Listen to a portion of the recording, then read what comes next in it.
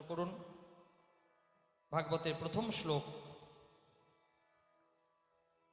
সচ্চিদানন্দরূপায় सच्चिदानन्दरूपाय विश्वोत्पत्त्यादिहेतवे विश्वोत्पत्त्यादिहेतवे तापत्रयविनाशाय तापत्रयविनाशाय श्रीकृष्णाय वयं नुमः। श्रीकृष्णाय वयं नुमः।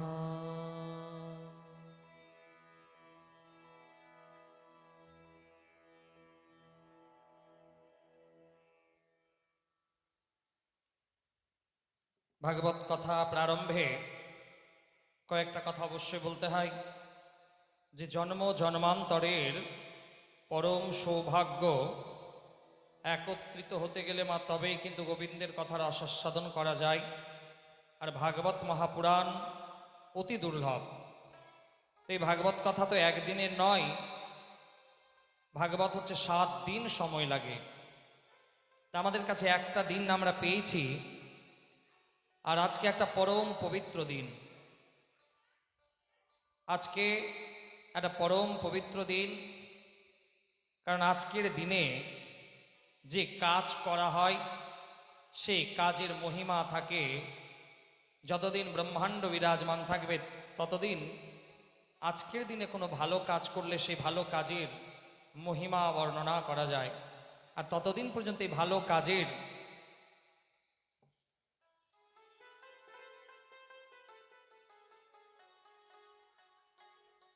আজকে যে দিন সেই দিনটা হচ্ছে অক্ষয় তৃতীয়া। এই দিকটাতে মন দিন, বলো রাধে রাধে। যে আজকে যে দিন সেটা হচ্ছে অক্ষয় তৃতীয়া, তাই না? হ্যাঁ কি না? বলছে এই অক্ষয় তৃতীয়া এর এত মহিমা আছে শাস্ত্রে পুরাণে, যে অক্ষয় তৃতীয়ার দিনে যদি কোনো কাজ করা হয় সেই কাজের পুণ্য কোনোদিন ক্ষয় হয় না। আজকে যে ভালো কাজ করুক না কেন সেই ভালো কাজের মহিমা যতদিন এই চন্দ্র সূর্য বিরাজমান থাকবে মা, ততদিন আজকের করা কাজের মহিমা ততদিন থাকবে। অক্ষয় তৃতীয়াতে যে কাজ করা হয় সেই কাজের পুণ্য কোনোদিন ক্ষয় হয় না। কারণ আজকের দিনেই ভগবান শ্রীকৃষ্ণের চন্দন যাত্রা আরম্ভ হলো। যাদের বাড়িতে গোপাল আছে, যারা গোপাল সেবা করে, তারা জানে যে আজ থেকে ভগবান শ্রীকৃষ্ণের চন্দন যাত্রা আরম্ভ হলো। এমনকি আজকের দিনেই ত্রেতা যুগের প্রাকট্য হয়েছিল।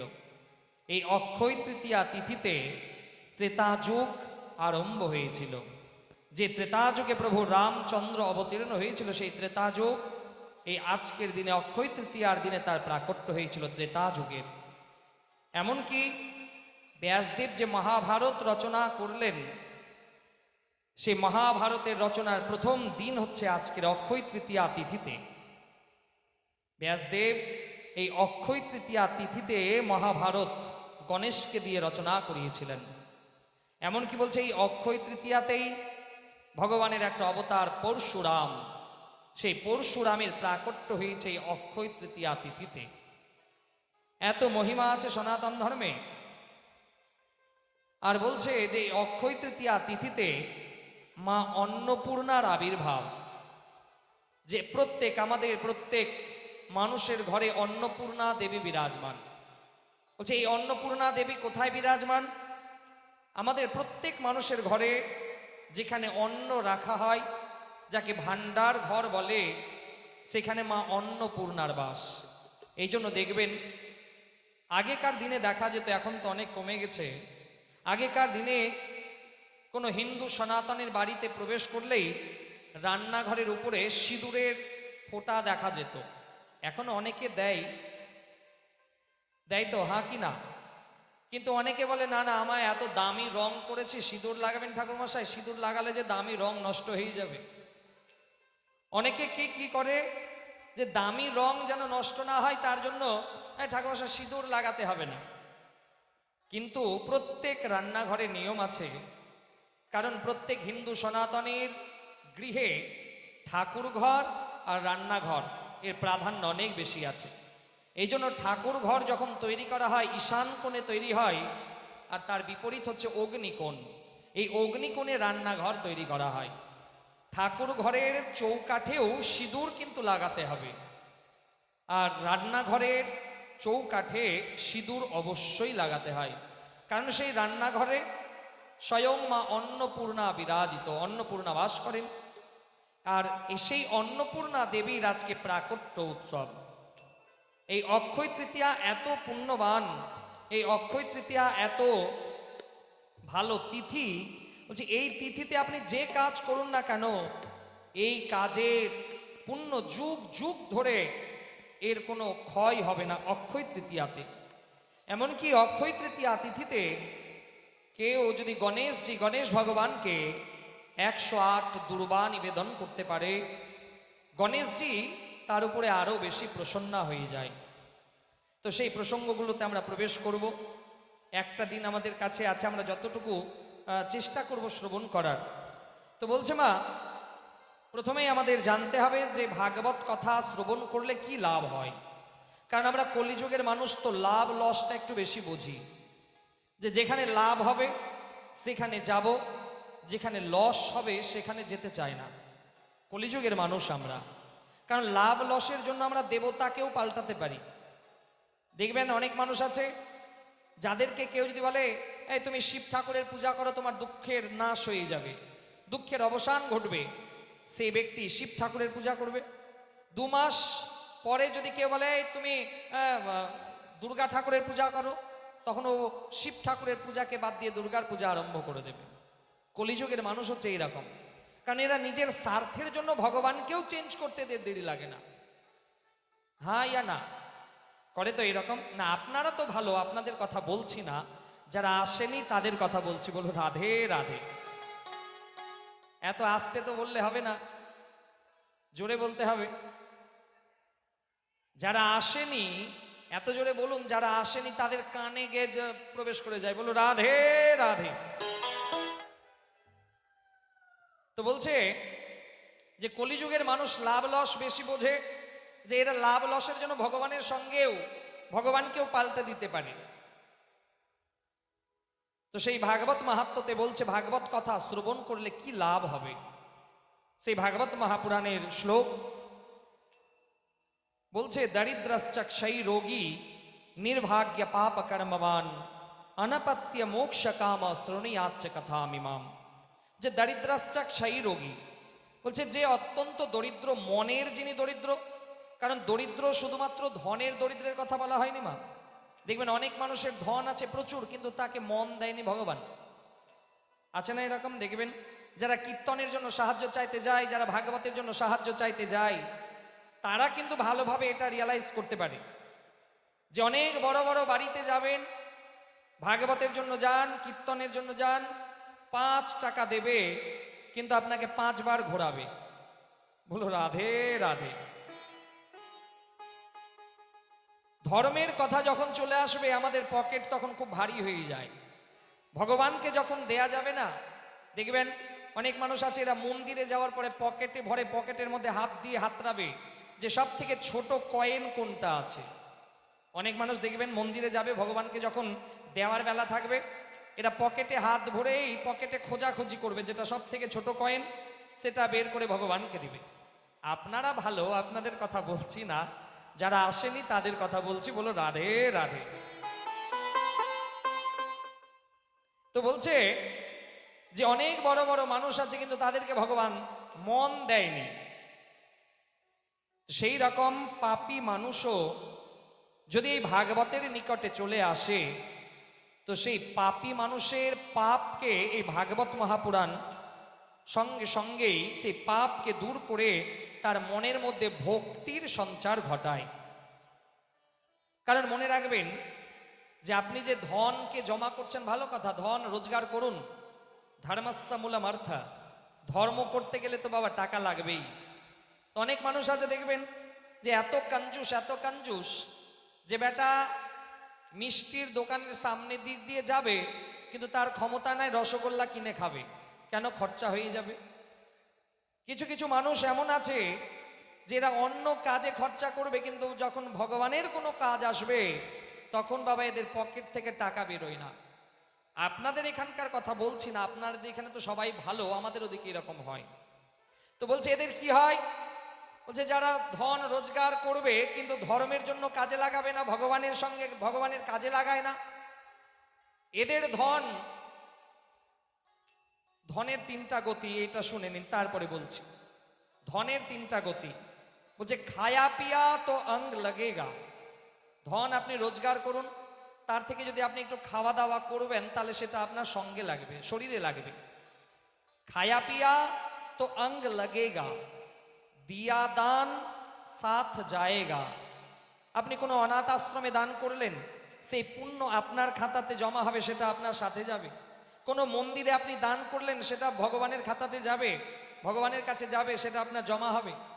দিয়া দান তো সাথ যায়েগা, আর ছোড় দিয়া তো জঙ্গ লাগেগা। ধন আপনি ছেড়ে যান, দেখবেন আপনি যেদিন মরবেন আপনার মরার দিন থেকে অশান্তি শুরু হয়ে যাবে, বলবে ওই বাগানটা আমাকে দিতে হবে। ছোট ভাই বলবে না না, রোডের ধারের বাগান আমার সবটা। খায়া পিয়া তো অঙ্গ लगेगा, दिया दान साथ जाएगा, छोड़ दिया तो जंग लगेगा। যে আপনি যে ধনটাকে ছেড়ে যাবেন, তো আপনার চলে যাওয়ার পরে দেখবেন ভাই ভাই অশান্তি লাগবে।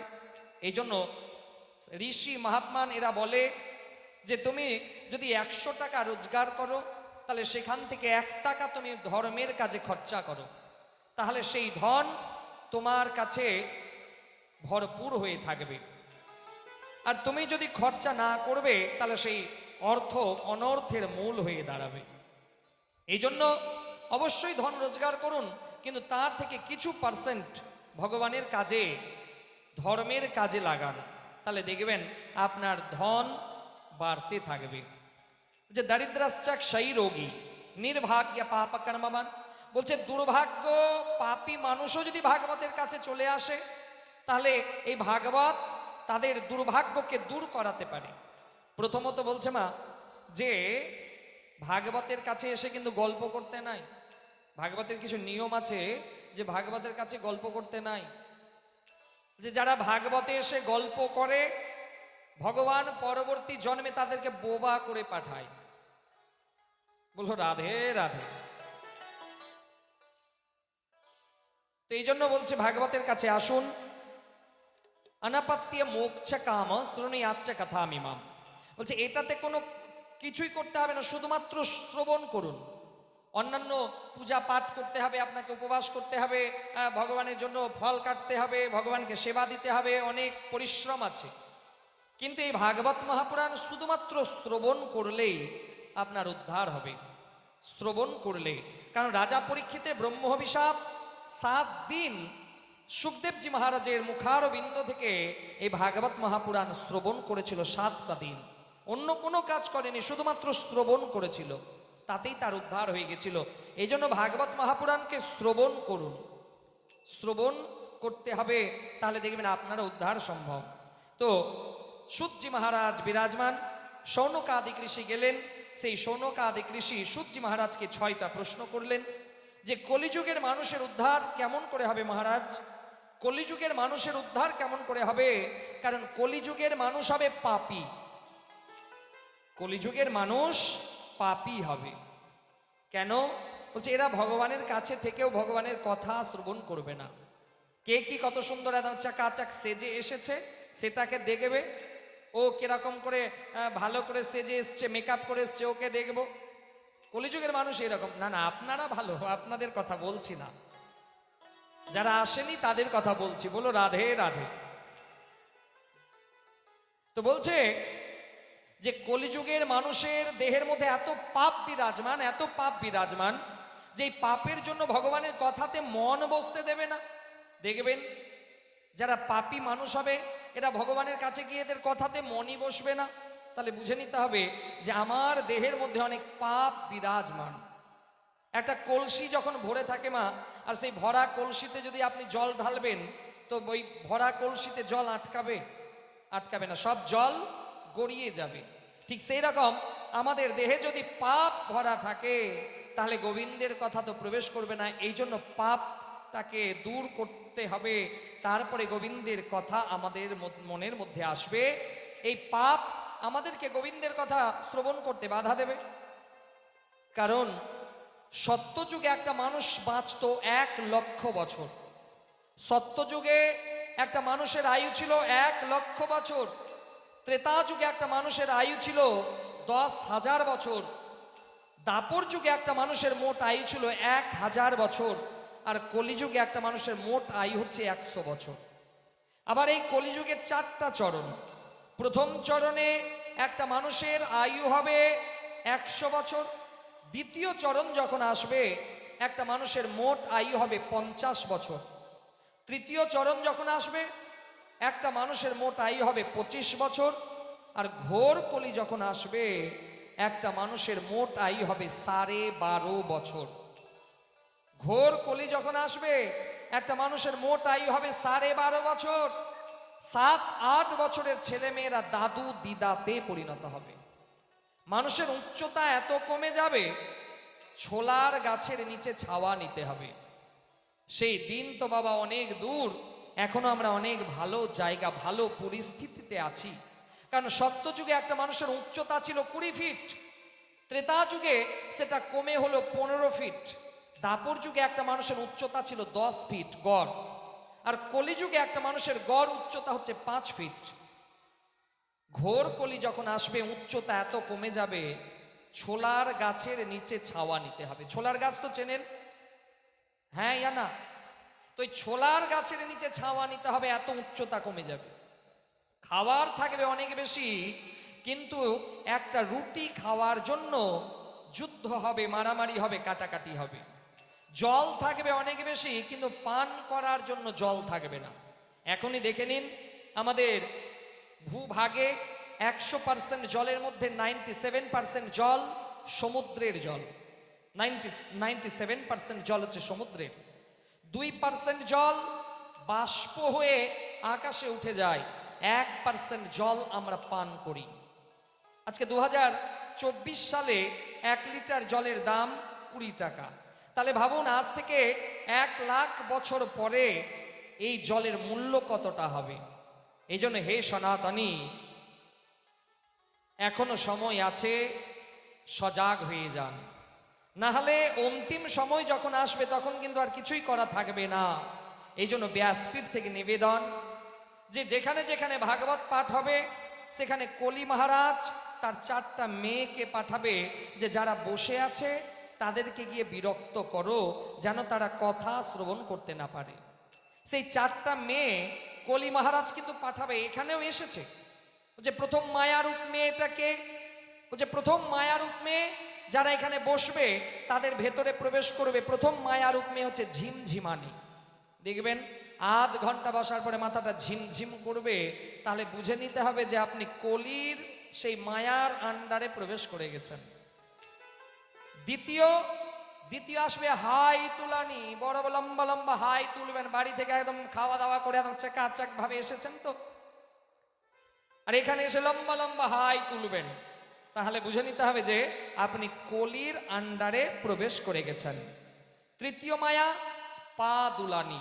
দেখবেন অনেকে ভাগবতের সামনে, মন্দিরের সামনে লম্বা করে পাটাকে লম্বা করে দেবে আর পাটাকে দুলাবে, তাহলে বুঝে নিতে হবে যে আপনি কলির আন্ডারে প্রবেশ করে গেছেন। আর চতুর্থ মায়া আসবে ঘুম পাড়ানি। 4 নম্বর মায়া যে আসবে না, ঘুম পাড়ানি, দেখবেন এখানে আধ ঘন্টা পরে দেখবেন অনেকে বসে বসে ঘুমোবে। তাহলে বুঝে নিতে হবে যে আপনি কলির মায়াতে প্রবেশ করে গেলেন আর গোবিন্দের কথা থেকে আপনি দূরে সরে গেলেন। কিছু কিছু শ্রোতাতে এত চালাক থাকে যে এরা হেলান দেওয়ার জায়গা খুঁজবে, যে যেখানে হেলান দেওয়ার জায়গা থাকবে সেখানে বসবো। মানো ওদিকে মহারাজ কথা বলছে, বলুক, আমি তো আধ ঘন্টা ঘুমোতে পারবো। বলো রাধে রাধে। কারণ ভগবানের কথা শ্রবণ করতে এসেছেন, অনেক বাধা বিপত্তি আসবে। অনেকে তো বাড়ি থেকে স্বামীর সঙ্গে ঝগড়া করে আসতে হয়েছে যে ভাগবত শুনতে যাব, আর স্বামী বলবে না যেতে হবে না। এরকম অনেক জায়গা তো যাই। অনেকে গল্প শুনে শোনাই যে মহারাজজি আজকে আমার পতি দেবতার সঙ্গে আমার কথা কাটাকাটি হলো, পতি দেবতা বলছে ভাগবত শ্রবণ করতে যেতে হবে না, আর আমি বলছি না আমি শুনতে যাব। তো এই ভাগবত কথা রসাস্বাদন করতে গেলে অনেক বাধা বিপত্তি আসবে জীবনে, কিন্তু সেই বাধা বিপত্তিকে দূর করাতে হবে, তাহলে কিন্তু আপনি ভগবানের নিকটে আসতে পারবেন। তো এই ভাগবত শোনার কিছু নিয়ম আছে। প্রথম নিয়ম, যে যেখানে ভাগবত হয় সেই জায়গার মাটিকে প্রণাম করে তারপরে প্রবেশ করতে হয়, কারণ যেখানে গোবিন্দের কথা হয় সেখানে ঋষি মহাত্মান তারাও এসে উপস্থিত হয়, বড় বড় মহর্ষি সিদ্ধ বৈষ্ণব ব্রাহ্মণ তারাও এসে উপস্থিত হয়। আর আপনি সেখানে জুতো পরে প্রবেশ করলে আপনাকে পাপ স্পর্শ করবে। এই জন্য যেখানে ভাগবত হয় সেখানে খালি পায়ে যেতে হয়। আর পায়ে জুতো দিয়ে গোবিন্দের কথা কোনোদিনই শ্রবণ করতে না, এতেও কিন্তু পাপ হবে। আবার কিছু কিছু চালাক শ্রোতা থাকে, জুতোকে ছেড়ে যাব, জুতো যদি হারিয়ে যায়। আপনাদের এখানকার কথা বলছি না, অন্যান্য জায়গায় দেখি যে অনেকে জুতোর আসনে বসে ভাগবত শুনবে, জুতোকে আসন বানাবে আর জুতোর আসনে বসে ভাগবত কথা শুনবে। এ আরো নিজে পাপে পাপিষ্ট হয়ে যাবে। এই জন্য জুতোকে যত দূরে রাখাই ভালো। কারণ হচ্ছে দেখুন, এখানে হয়তো যদি কেউ দামি জুতা পরে আসে, 3 ঘন্টার ভাগবতে দেখবেন 2.5 ঘন্টায় মন থাকবে জুতোর দিকে, না জানি জুতোটা চুরি হয়ে গেল না তো, মন থাকবে না। একটা কথা শোনাচ্ছি, একদম বাস্তব। আমারই খুব একজন জানাশোনা লোক, তো তার মা একটা মন্দিরে গেছে, দুর্গা মন্দিরে গেছে। তো খুব দামি জুতো পরে গেছে দুর্গা মন্দিরে। তো এবার দুর্গা মন্দিরে প্রবেশ করতে গেলে তো জুতাকে দরজাতেই খুলে রাখতে হবে, তবে আপনি আশ্রমে প্রবেশ করতে পারবেন, হ্যাঁ কি না? তো আশ্রমের বাইরে কিন্তু জুতাকে খুলে রেখেছে। এবার খালি পায়ে আশ্রমের ভেতরে প্রবেশ করেছে, আশ্রম ঘুরছে, কিন্তু তার মন কিন্তু আশ্রমের নাই, তার মন আছে জুতোর দিকে, না জানি জুতাটা যদি চুরি হয়ে যায়। এবার আশ্রমে ঘুরতে ঘুরতে যখন দুর্গা মন্দিরে গেছে, তো তাকে তার ছেলে বলছে, মা দুর্গাকে প্রণাম করো, এই মন্দিরে একটু বসো। মা বলছে, না না না, মাথা খারাপ, জুতা বাইরে খুলে এসেছি, জুতা যদি চুরি হয়ে যায়।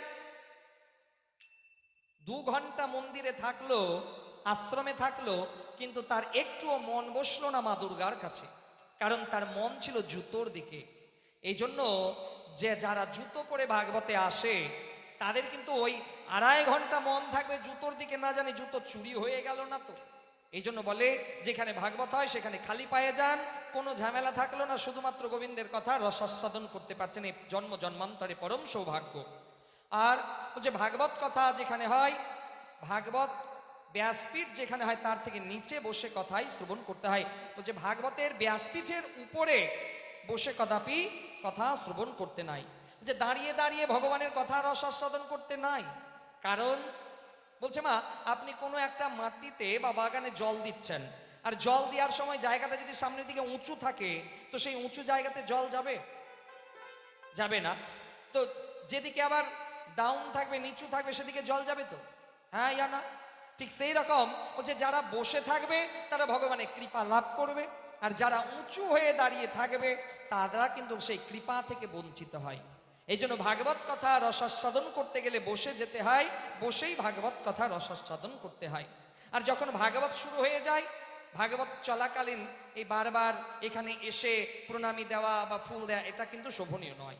এই জন্য আমি এখান থেকে নিবেদন করব, আপনারা সামনে যারা বসে আছেন আপনাদের দায়িত্ব থাকবে কেউ আর এখানে যেন না আসে। যাদের আসার ইচ্ছা আছে, যখন কথা বিরাম হবে তখন আসবে, প্রণাম করবে, তখন ভাগবতের দর্শন করবে, এখন কিন্তু নয়। বলছে যখন কেউ চলে আসে তখন কি হয়, পাঠক আর শ্রোতার মধ্যে একটা কানেকশন, বিচ্যুতি ঘটে যায়। এই জন্য ভাগবত চলাকালীন আসতে নাই, যেখানে আসলেন সেখানে বসে যান। বলো রাধে রাধে। এত আস্তে বললে তো হবে না, একটু জোরে বলতে হবে। আমাদের ওদিকে মায়ের একটা জিনিস খুব ভালো পারে, একটা ধ্বনি, পুজো পাঠ হতে গেলে একটা খুব ভালো ধ্বনি দেয়। আপনাদের দিকে পারে না বোধহয়, পারে?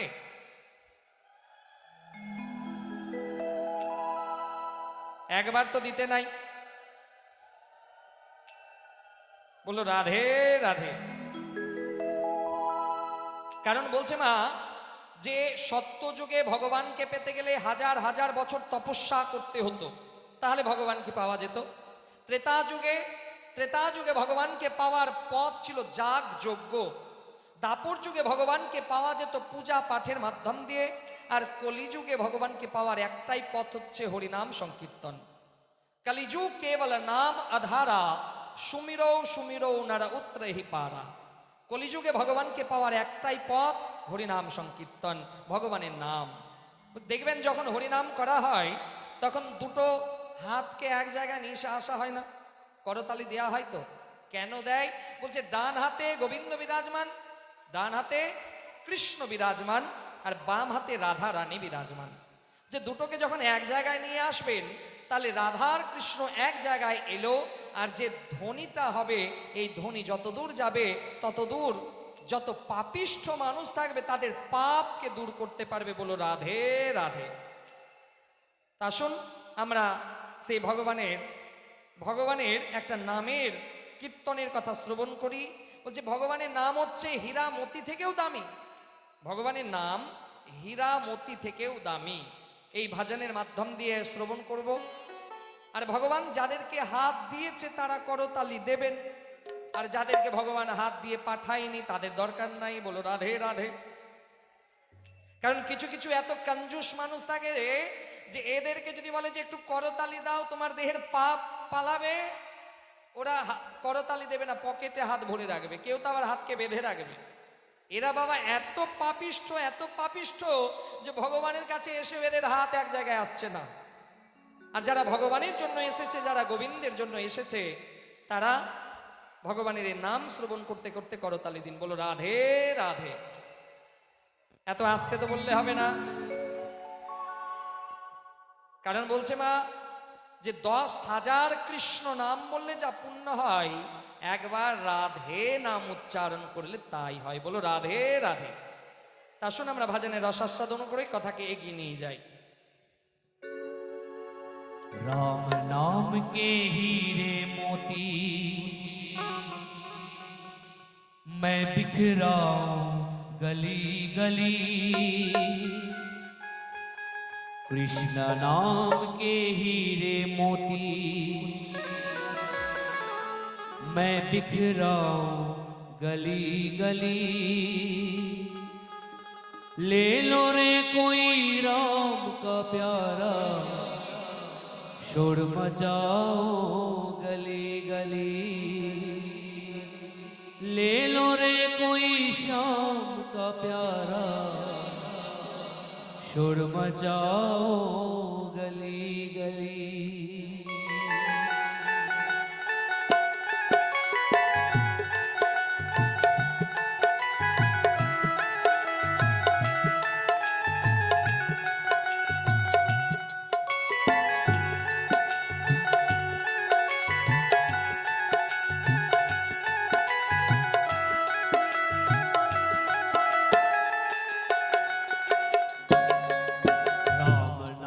के हीरे मोती मैं बिखराऊं गली गली, कृष्ण नाम के हीरे मोती मैं बिखराऊं गली गली, ले लो रे कोई राम का प्यारा, शोर मचाओ गली गली, ले लो रे कोई श्याम का प्यारा, शोर मचाओ गली गली। बोलो राम बोलो राम बोलो राम राम राम, बोलो श्याम बोलो श्याम बोलो श्याम श्याम श्याम।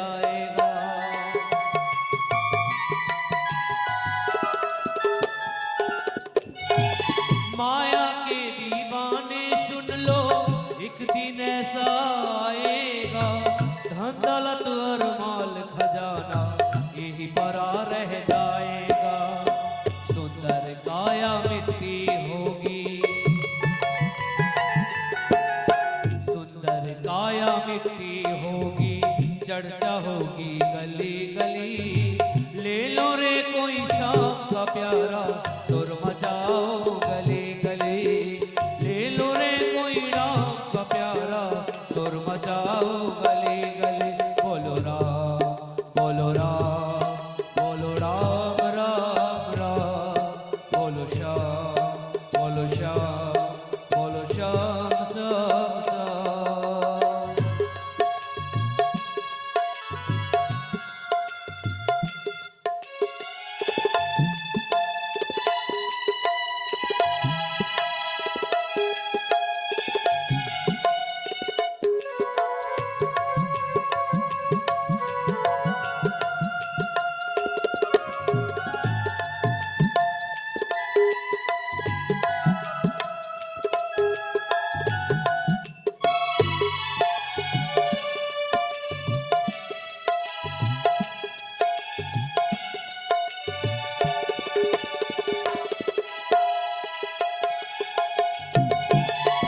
क्यों करता तू मेरा मेरी, ये तो तेरा मकान नहीं।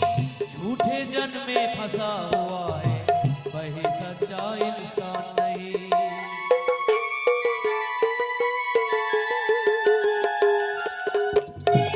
क्यों करता तू मेरा मेरी, ये तो तेरा मकान नहीं।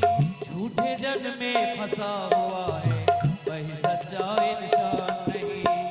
जग का मेला 2 दिन का है, जग का मेला 2 दिन का है।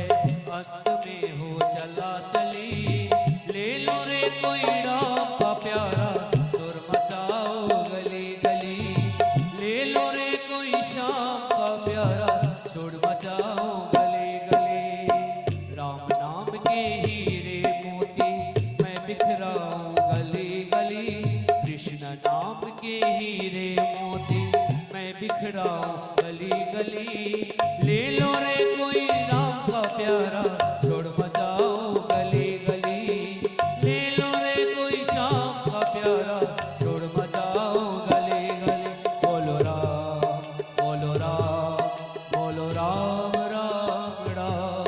बोलो श्याम, बोलो श्याम, बोलो श्याम श्याम श्याम। बोलो राम, बोलो राम, बोलो राम राम राम। बोलो श्याम, बोलो श्याम, बोलो श्याम श्याम श्याम। बोलिए कृष्णचंद्र भगवान की, जय बोलिए भागवत भगवान की, जय बोले राधा रानी की। जय। পায়ে ব্যথা হয়েছে কি? বলো রাধে রাধে। যে কলিযুগ কেবল নাম আধারা, সুমিরো সুমিরো নারা উত্তরে হি পারা। যে এই কলিযুগে ভগবানকে পাওয়ার একটাই পথ হচ্ছে হরিনাম সংকীর্তন। এই জন্য বড় বড় ঋষি মহাত্মান বলেছেন যে আপনি যত পারেন নাম জপ করুন, যত পারেন নাম জপ করুন, রাম নাম জপ করুন, কৃষ্ণ নাম জপ করুন। কারণ মনে রাখবেন আপনার কল্যাণ কেউ করবে না। এই পরিবার আপনাকে ততদিন ভালোবাসবে যতদিন পরিবারকে মোটা মোটা টাকা ব্যান্ডেল দিতে পারবেন, ততদিন পরিবার খুব ভালোবাসবে। যেদিন টাকা দেওয়া বন্ধ করে দেবেন সেদিন কেউ খোঁজ নেবে না। এই জন্য নিজের কল্যাণ নিজেকে করতে হবে। এসেছেন একা, যেতে হবে একা। এই জন্য যখনই সময় পান ভগবানের নাম জপ করুন। আপনার যাকে ভালো লাগে, কেউ যদি শিব ঠাকুরকে ভালোবাসে তাহলে শিব ঠাকুরের নাম জপ করুক, কেউ যদি কৃষ্ণকে ভালোবাসে তাহলে কৃষ্ণের নাম জপ করুক, কেউ নারায়ণকে যদি ভালোবাসে নারায়ণের নাম জপ করুক। কিন্তু নাম অবশ্যই জপ করতে হবে, কারণ কলিযুগ কেবল নাম আধারা, সুমিরো সুমিরো নারা উত্তরে হি পারা। যত পারবেন মা নাম জপ করুন, বদনাম কারো করবেন না, নিন্দা কারো করতে নাই। নিন্দা কেউ করেন এখানে? এখানে এমন কেউ আছে যে বদনাম করে? হাত তুলুন তো দেখি। বাবা আপনারা কত ভালো, সত্যি আপনাদের মতন শ্রোতা আর বোধহয় কোথাও পাবো না। বাহ, এখানে যতজন আছে সবাই একদম কারো নিন্দা করে না, বদনামও করে না। দারুণ, একদম একদম চাকাচাক। বলো রাধে রাধে। কোনোদিন নিন্দা করেননি, কত ভালো আপনারা, বাহ কে বাত। কারণ বলছে যারা নিন্দা করে, যারা কারো নিন্দা করে তাদের কি হয় জানার ইচ্ছা আছে? তাহলে রাধে রাধে বলতে হবে। তা আপনারা তো নিন্দা করেন না, তাহলে কেন জানতে চাইছেন? বলো রাধে রাধে। বলছে যারা লোকের নিন্দা করে, বদনাম করে, আপনি যে ব্যক্তির নিন্দা করছেন বা যে ব্যক্তির বদনাম করছেন তার পাপকে নিজের জিভ দিয়ে চাটতে চাটতে সেই পাপকে কমাচ্ছেন। কিরকম ভাবে? বলছে একটা গোমাতা যখন সন্তানকে জন্ম দেয়, দেখেছেন তো গোমাতা যখন একটা সন্তানকে জন্ম দেয়, তো সেই গোমাতা নিজের জিভ দিয়ে সেই সন্তানের দেহে যে ময়লাগুলো লেগে থাকে সেটাকে চেটে চেটে পরিষ্কার করে না? হ্যাঁ ইয়া না? ঠিক সেই রকম আপনি যার নিন্দা করছেন এই জিহ্বা দিয়েই তো বদনাম করছেন, নিন্দা করছেন। তাহলে যে ব্যক্তির নিন্দা করছেন আপনি নিজের জিভ দিয়ে তার শরীরের নিন্দারূপী পাপকে চেটে চেটে পরিষ্কার করছেন। যার নিন্দা করবেন তার পাপ কমবে, আর সেই পাপ আপনার খাতাতে জমা হবে। আপনাদের কোনো চিন্তা নাই, আপনারা তো কারো নিন্দাই করেন না। বলো রাধে রাধে। এই জন্য কদাপি কারো বদনাম করতে নাই, কারো নিন্দা নয়। আপনি যত পারবেন নাম জপ করুন, কারণ এই রাম নামের এত মহিমা, এত মহিমা যে একটা গ্রামে একজন গুরুদেব এলেন, খুব মন দিয়ে শুনবেন তাহলে বোঝা যাবে। তো একটা গ্রামে একটা গুরুদেব এলেন, সেই গ্রামে যখন গুরুদেব এলেন তো একটা বাড়িতে গেলেন। সেই বাড়িতে গিয়ে সেই বাড়ির যে কর্তা তার সঙ্গে গুরুদেবের গুরু শিষ্যের সম্পর্ক। তো সেই ব্যক্তি গুরুদেবকে বললে, হে গুরুদেব, আমি তো দীক্ষা নিয়ে নিয়েছি আপনার কাছে, কিন্তু আমার সন্তান যে দীক্ষা নেয়নি। কারণ মনে রাখবেন, অদীক্ষিত ব্যক্তি যার দীক্ষা হয়নি তার দেহ কিন্তু অপবিত্র। এমনকি সেই ব্যক্তি মন্দিরে প্রবেশ তার নিষিদ্ধ থাকে। যে ব্যক্তির দীক্ষা হয়নি সে ব্যক্তি যতই পূজা পাঠ করুক না কেন তার কোনো ফল কিন্তু সে পাবে না। এই জন্য আপনার আগে যাকে ভালো লাগে, কারণ নিয়ম আছে, গুণ মিলে তো গুরু বানাও, চিত মিলে তো চেলা, মন মিলে তো মিত্র বানাও, বরনা রহো अकेला। गुण मिले तो गुरु बनाओ, चित मिले तो चेला, मन मिले तो मित्र बनाओ, वरना रहो अकेला। যে যাকে তাকে গুরু বানানো আবার বিপদ হয়ে যায়। যদি গুণ ভালো লাগে তাহলে তাকে গুরু বানান, আর সেই গুরুদেবের যদি শিষ্যের চিত্ত মিলে যায় তাকে চেলা বানানো উচিত। আর মন মিলে তো মিত্র বানাও, যাকে তাকে বন্ধু বানালেও বিপদ হবে। মন মিলে তো মিত্র বানাও, যে দুইজনের মন যদি মিলে যায় তাহলে তাকে মিত্র বানান, তাহলে তাকে বন্ধু বানান। আর যদি মন না মিলে তাহলে সেই বন্ধু আবার কোনোদিন বন্ধুক হয়ে যাবে। বলো রাধে রাধে। কারণ এই গ্রামের একটা অনেক বড় সম্পর্ক আছে। কারণ আমার বাবাও এই স্কুলের ছাত্র, এখানে অনেক বাবার বন্ধুর বাড়ি আছে। আবার ছোটবেলা থেকেও আমারও বন্ধুগুলো সব এখানেই আছে। বলো রাধে রাধে। ফলে এখান থেকে একটা ভালো কানেকশন আছে এই আপনাদের গ্রাম থেকে। তো বলছে মন মিলে তো মিত্র বানাও, মন মিলে তো মিত্র বানাও, আর বরনা রহো अकेला। বলছে মন যদি না মিলে তাকে বন্ধু বানানো উচিত নয়।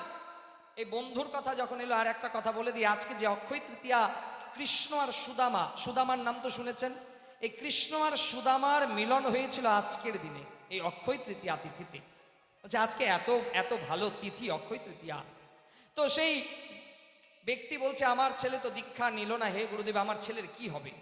তো গুরুদেব সেই ছেলেটাকে গিয়ে বলল, বাবা তুমি আমার কাছে দীক্ষা নাও। তো সেই ছেলেটা বললো, না না না না, আমার বয়স হয়েছে এখন দীক্ষা নেওয়ার, আর আমি এখন দীক্ষা নেব না। কবে নেবে? বলছে আমার আরো বয়স বাড়ুক তারপর আমি দীক্ষা নেব। গুরুদেব বলছে তুমি আমাকে গ্যারেন্টি দাও তুমি আরো 5 বছর বাঁচবে, আছে গ্যারেন্টি? তো সেই ছেলে বললো, না না আমি ওই নাম জপ করতে পারবো না, আমি দীক্ষা নেব না। গুরুদেব বলল যে তুমি একবার রাম নাম উচ্চারণ করো। তো সেই ছেলে বলছে, না না আমি ওই রাম নাম উচ্চারণ করব না। গুরুদেব বলছে, এই যে দেখো তোমার মুখ দিয়ে রাম নাম উচ্চারণ হলো। তুমি যেদিন মরবে তুমি যমরাজকে গিয়ে জিজ্ঞেস করবে, হে যমরাজ আমি জীবনে একদিন আমার মুখ দিয়ে অজান্তে রাম নাম উচ্চারণ করেছিলাম, যতটুকু রাম নাম উচ্চারণ করার পুণ্য আমাকে দেন।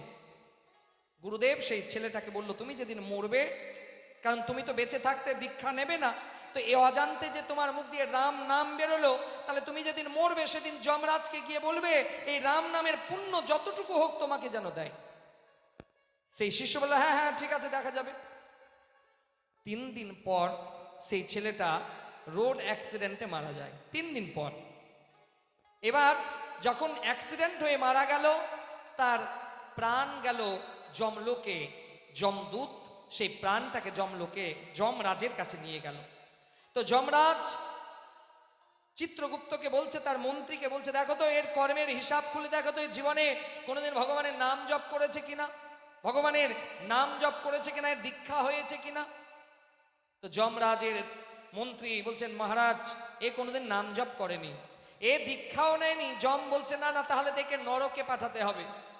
সেই ছেলে, দাঁড়ান দাঁড়ান দাঁড়ান দাঁড়ান, হে যমরাজ, আমার বাড়িতে একজন গুরুদেব এসেছিল, আর সেই গুরুদেবের কথাটা একটা মনে পড়ে গেল। কি বলো? বলছে, আমি জীবনে একবার অজান্তেই আমার মুখ দিয়ে রাম নাম বেরিয়েছিল। তো রাম নাম একবার বলেছিলাম, যতটুকু পুণ্য হয় ওই পুণ্যটা আমাকে দেন। একবার রাম নাম বলাতে যতটুকু পুণ্য আমি পাবো ওই পুণ্যটা আমাকে দেন, তারপরে আপনি আমাকে যেখানে পাঠাবেন পাঠান। যমরাজ ভাবছে যে বেটা একবার জীবনে রাম নাম বলল, এর আমি কতটুকু পুণ্য দেব। যম কিন্তু আর বুঝে উঠতে পারছে না যে একবার রাম নাম বলাতে আমি কতটুকু পুণ্য তার খাতায় দেব। আর সেই ছেলে বলছে, না না, আমাকে বলুন আমি কতটুকু পুণ্য পাবো।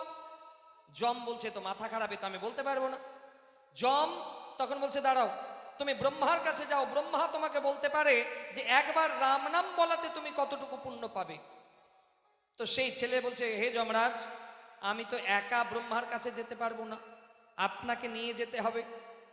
তো যমরাজ বলল, ঠিক আছে, আমি নিয়ে যাব। কথাতে খুব ধ্যান দেবেন, তাহলে বুঝতে পারবেন। একবার রাম নাম বলাই, যম সেই রথের সারথি হলো, আর রথের সিংহাসনে সেই ছেলেটা বসলো। এবার যমরাজ নিয়ে গেল ব্রহ্মার কাছে। ব্রহ্মা বলছে, কি ব্যাপার যমরাজ, আজ সকাল সকাল আমার কাছে কেন? যমরাজ বলছে, হে পিতামহ, আমার এই মৃত্যু লোকে, আমার এই যমলোকে আমি একজনকে পেয়েছি, জীবনে একবার রাম নাম বলেছে। একবার রাম নাম বলাতে যতটুকু পুণ্য, সেই পুণ্য চাইছে। আমি বুঝতে পারছি না পিতামহ যে তাকে কতটুকু পুণ্য দেওয়া যাবে। ব্রহ্মা হাসলো। ব্রহ্মা বলছে, তুমি এক কাজ করো, আমিও বলতে পারবো না একবার রাম নাম বলাই একে কতটুকু পুণ্য দেওয়া যাবে। তুমি এক কাজ করো, মহাদেবের কাছে কৈলাস ধামে নিয়ে যাও। একবার রাম নাম বলাতে ব্রহ্মার কাছে তার এন্ট্রি হয়েছে। ব্রহ্মা বলছে, আমি বলতে পারবো না, তুমি মহাদেবের কাছে যাও। তো এবার সেই ছেলেটা বলছে, আমি তো একা কৈলাস ধামে পৌঁছাতেই পারবো না। যম বলছে, ঠিক আছে, আমি নিয়ে যাব। যম নিজে সারথি হয়েছে, আর সেই রথের উপরে সেই ছেলেটা বসে আছে। মহাদেবের কাছে যখন গেছে, মহাদেবের দর্শন হলো। মহাদেব বলছে, কি ব্যাপার যমরাজ, আজকে হঠাৎ আমার কাছে? যমরাজ বলছে, হে দেবাদিদেব মহাদেব, আজকে একটা বিপদে পড়ে আপনার কাছে এসেছি। কি বিপদ? যে এই ছেলেটা, আমি যাকে নিয়ে এসেছি, এই ছেলেটা জীবনে একবার রাম নাম বলেছে, আর বলছে যে আমাকে ওই একবার রাম নাম বলার যতটা পুণ্য আমাকে প্রদান করুন। তা আমি তো বুঝতে পারলাম না, আমি ব্রহ্মার কাছে গেলাম, ব্রহ্মাও বলতে পারলো না আমি তাকে কতটা পুণ্য দেব। তো ব্রহ্মা আপনার কাছে পাঠালো, আপনি বলুন একে কতটা পুণ্য দেব। মহাদেব হাসলো। মহাদেব বলছে, দাঁড়াও দাঁড়াও, এটা আমিও বলতে পারবো না একবার রাম নাম বলাতে কতটুকু পুণ্য পাবে। তুমি এক কাজ করো, তুমি নারায়ণের কাছে নিয়ে যাও, নারায়ণ বলতে পারে। ব্রহ্মলোক থেকে এবার সেই যমরাজ সেই ছেলেটাকে নিয়ে বৈকুণ্ঠ ধামে নারায়ণের কাছে গেছে। নারায়ণ আর লক্ষ্মী বিরাজমান। কি ব্যাপার যমরাজ, হঠাৎ আগমন আপনার? যমরাজ বলছে, এটা খুব বিপদে পড়ে এসেছি মহারাজ। কি বিপদ? এই ছেলেটা জীবনে একবার রাম নাম বলেছিল, আর মরার পরে এসে যম লোকে বলছে, একবার আমি যে রাম নাম বলেছি সেই রাম নামের যতটুকু পুণ্য আমাকে দিয়ে দিন। আমি বুঝতে পারলাম না যে কতটুকু পুণ্য তাকে দেব। তা আমি ব্রহ্মার কাছে ব্রহ্মলোকে নিয়ে গেলাম, ব্রহ্মাও বলতে পারলো না। আমি সেখান থেকে শিব লোকে নিয়ে গেলাম, শিবও বলতে পারলো না, শিব পাঠালো আপনার কাছে বৈকুণ্ঠ ধামে বিষ্ণু লোকে। তো সেই বিষ্ণু লোকে আমি নিয়ে এলাম, আর সেই ছেলেটার দর্শন হলো সাক্ষাৎ নারায়ণের বিষ্ণু লোকে। তো ভগবান বিষ্ণু হাসলো আর বলছে, দেখো যমরাজ, একবার রাম নাম বলার যে পুণ্য, সেই পুণ্য আমিও বলতে পারবো না, তুমি চলে যাও তার কাছে যার নাম নেওয়া হয়েছে। রামের কাছে? বলছে হ্যাঁ। যে রাম থাকে কোথায়? যে রাম আর সীতা যে ধামে থাকে, সেই ধামের নাম হচ্ছে সাকেত ধাম। তুমি সাকেত ধামে চলে যাও, রাম সীতা যেখানে বিরাজমান, তারাই বলতে পারে যে একবার রাম নাম বলার কতটুকু পুণ্য তারা দেবে। যম বলছে ঠিক আছে। এবার যম যেখানে সীতারাম থাকে, রাম সীতা থাকে, সেই সাকেত ধামে যম সেই ছেলেটাকে নিয়ে গেল। রামচন্দ্র বলছে, কি ব্যাপার যমরাজ, আপনার আগমন কেন আমার এই সাকেত ধামে?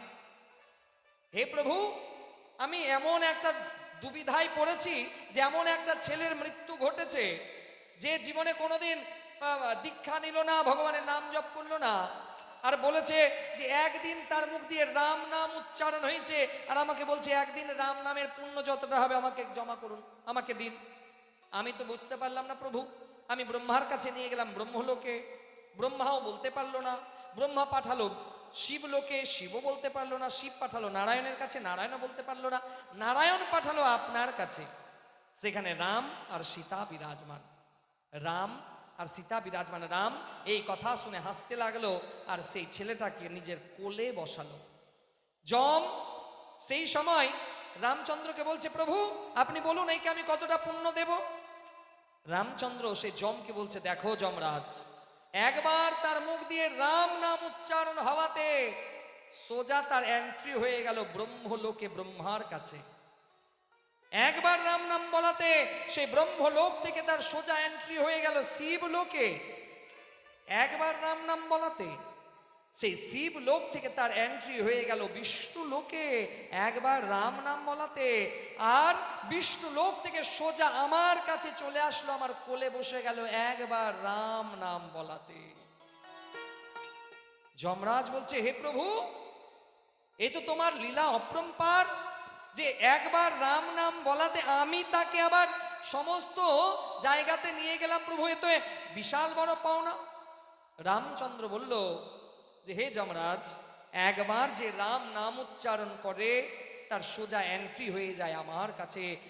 এই জন্য বলে মা যে আপনি নাম জপ করুন, ভগবানের নাম জপ করুন, কারণ ধন সবাই নিয়ে নেবে, টাকা পয়সা জমি জায়গা সবাই নিয়ে নেবে, কিন্তু সেই আপনার পুণ্য, আপনার অর্জিত নাম জপ কেউ নিতে পারবে না। এই জন্য নাম অবশ্যই করতে হবে, নাম অবশ্যই করতে হবে। আসুন আর একটা ভজনের রসাস্বাদন করে আমরা কথাকে এগিয়ে নিয়ে যাই। বলো রাধে রাধে। এত আস্তে কেন? একটু জোরে বলতে হবে তো। আজকে বোধহয় খাওয়া দাওয়া হয়নি বাড়িতে। বলো রাধে রাধে। এত আস্তে বললে হবে মা? জোরে বলতে হবে রাধে রাধে। যারা আসেনি তো, যারা আসেনি তাদের হৃদয়ে যেন টঙ্কা বাজে। বলো রাধে রাধে। আসুন আমরা ভগবানের একটা ভজনের রসাস্বাদন করে কথাকে আগের দিকে নিয়ে যাই। सुंदर है दो ही नाम रे, सिया कहो चाहे राम रे। सुंदर है दो ही नाम रे, सिया कहो चाहे राम रे। सुंदर है दो ही नाम रे, सिया कहो चाहे राम रे।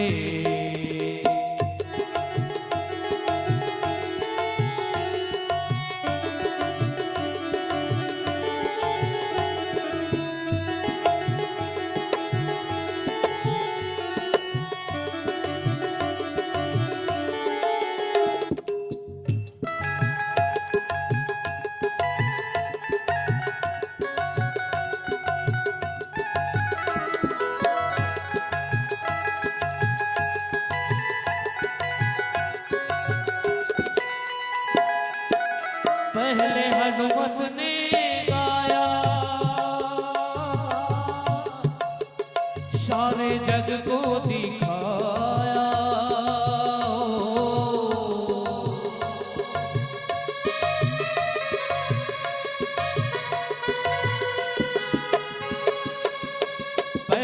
हनुमत ने गाया, सारे जग को दिखाया, तुझसे बड़ा तेरा नाम रे, तुझसे बड़ा तेरा नाम रे, सिया कहो चाहे राम रे, सुंदर है दो ही नाम रे, सिया कहो चाहे राम रे।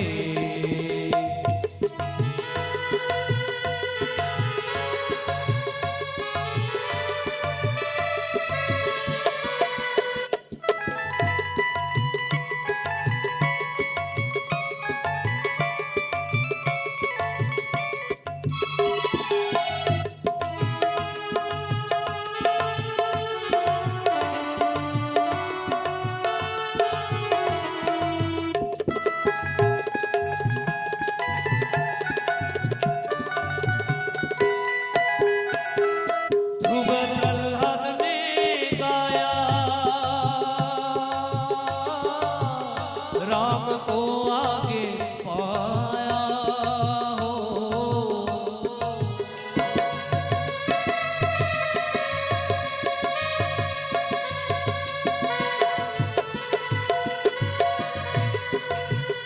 ध्रुव प्रहलाद ने गाया, राम को आगे पाया, यही जपा आठो याम रे, यही जपा आठो याम रे, सिया कहो चाहे राम रे, सुंदर है दो ही नाम रे, सिया कहो राम राम रे।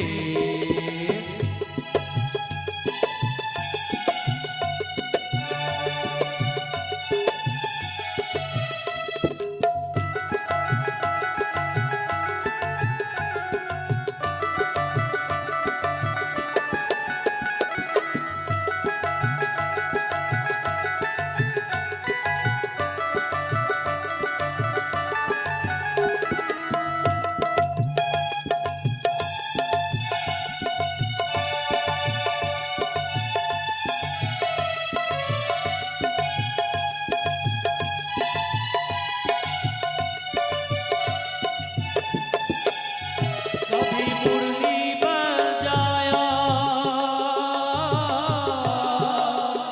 कभी धनुषा चलाया हो।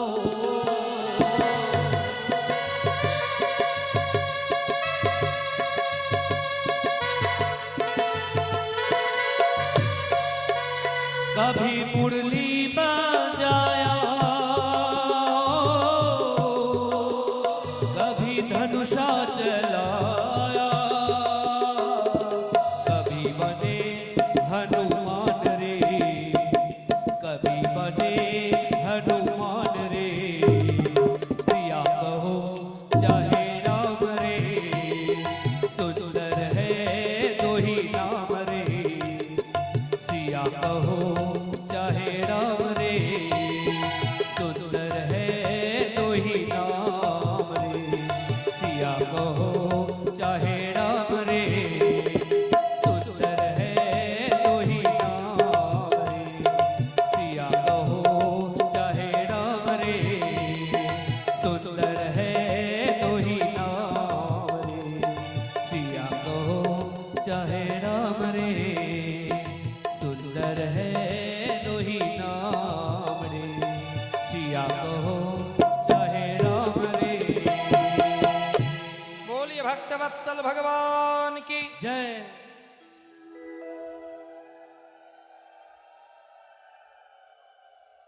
ভাগবতে প্রথমেই দুটো মাহাত্ম্য আসে, একটা ভক্তি দেবীর উপাখ্যান আর একটা গৌকর্ণ মহারাজের উপাখ্যান। তো এর আগেও আমরা শ্রবণ করেছি এই দুটো উপাখ্যান, ফলে এই দুটো উপাখ্যানকে প্রণাম করে কথাকে এগিয়ে নিয়ে যায়। মহাভারতের প্রসঙ্গ। এদিকে অভিমন্যু পত্নী উত্তরা, উত্তরার গর্ভে পাণ্ডব বংশের শেষ সন্তান বিরাজমান। যখন দ্রোণাচার্যের পুত্র অশ্বত্থামা জানতে পারল যে ও অভিমন্যুর পত্নী উত্তরা, তার গর্ভে পাণ্ডবদের শেষ বংশজ বিদ্যমান, সেই সময় অশ্বত্থামা ব্রহ্মাস্ত্র চালালো সেই সন্তানকে বধ করার জন্য। সনাতন ধর্মে ভ্রূণ হত্যা বা সন্তান হত্যার পাপের কোনো প্রায়শ্চিত্ত নাই। যত পাপ আছে সমস্ত পাপের প্রায়শ্চিত্ত আছে, কিন্তু একমাত্র কেউ যদি ভ্রূণ হত্যা করে বা সন্তানকে হত্যা করে তাহলে এই পাপের কোনো প্রায়শ্চিত্ত নাই। অশ্বত্থামা তাই করলো যে একটা মায়ের গর্ভের সন্তান, সে এখনো জন্ম নেয়নি, সেই গর্ভস্থ শিশুকে বধ করার জন্য ব্রহ্মাস্ত্র চালালো। এদিকে কুন্তী, দ্রৌপদী সবাই ছুটল ভগবানের কাছে। হে বাসুদেব, আপনি পারেন এই উত্তরার শেষ বংশজকে, উত্তরার শেষ সন্তানকে আপনি রক্ষা করতে। ভগবান তখন মনে মনে বলছে যে আমি আমার মা দেবকীর গর্ভ থেকে অবতীর্ণ হইনি, আমি ভূমিষ্ঠ হয়নি, আমি প্রকট হয়েছি, কিন্তু আজকে ভক্তকে রক্ষা করার জন্য আজকে মায়ের গর্ভে আমাকে প্রবেশ করতে হচ্ছে। ভগবান নিজে সূক্ষ্ম রূপ ধারণ করে উত্তরার গর্ভে গিয়ে বিরাজ হলেন, আর সেখানটাই গর্ভস্থ সন্তান ভগবানের স্বরূপ দর্শন করলেন। অশ্বত্থামার চালানো ব্রহ্মাস্ত্র গেলেন, গিয়ে দেখছে তো স্বয়ং যোগেশ্বর, স্বয়ং ভগবান বিরাজমান, সেই ব্রহ্মাস্ত্র সেখান থেকে চলে গেলেন। সেই সন্তান জন্ম নিল, তার নাম হলো বিষ্ণুরাত। কিন্তু এত পরীক্ষা দিতে হয়েছে তাকে, বহু পরীক্ষা দেওয়ার ফলে তার আর এক নাম হলো রাজা পরীক্ষিত। এই পরীক্ষিত দাপর যুগের শেষ সম্রাট রাজা পরীক্ষিত। অর্জুনের পুত্র অভিমন্যু, আর অভিমন্যুর পুত্র হচ্ছে রাজা পরীক্ষিত। এই রাজা পরীক্ষিত 15 বছর বয়সে তার রাজ্য অভিষেক হলো। 15 বছরে রাজা হলেন। কেমন রাজা হলেন? চক্রবর্তী সম্রাট। যে অখণ্ড ভারতবর্ষকে এক ছত্র ছায়ায় নিয়ে এসেছিল রাজা পরীক্ষিত।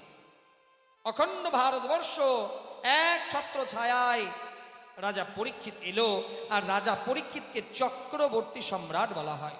বলছে এই চক্রবর্তী সম্রাট কিরকম?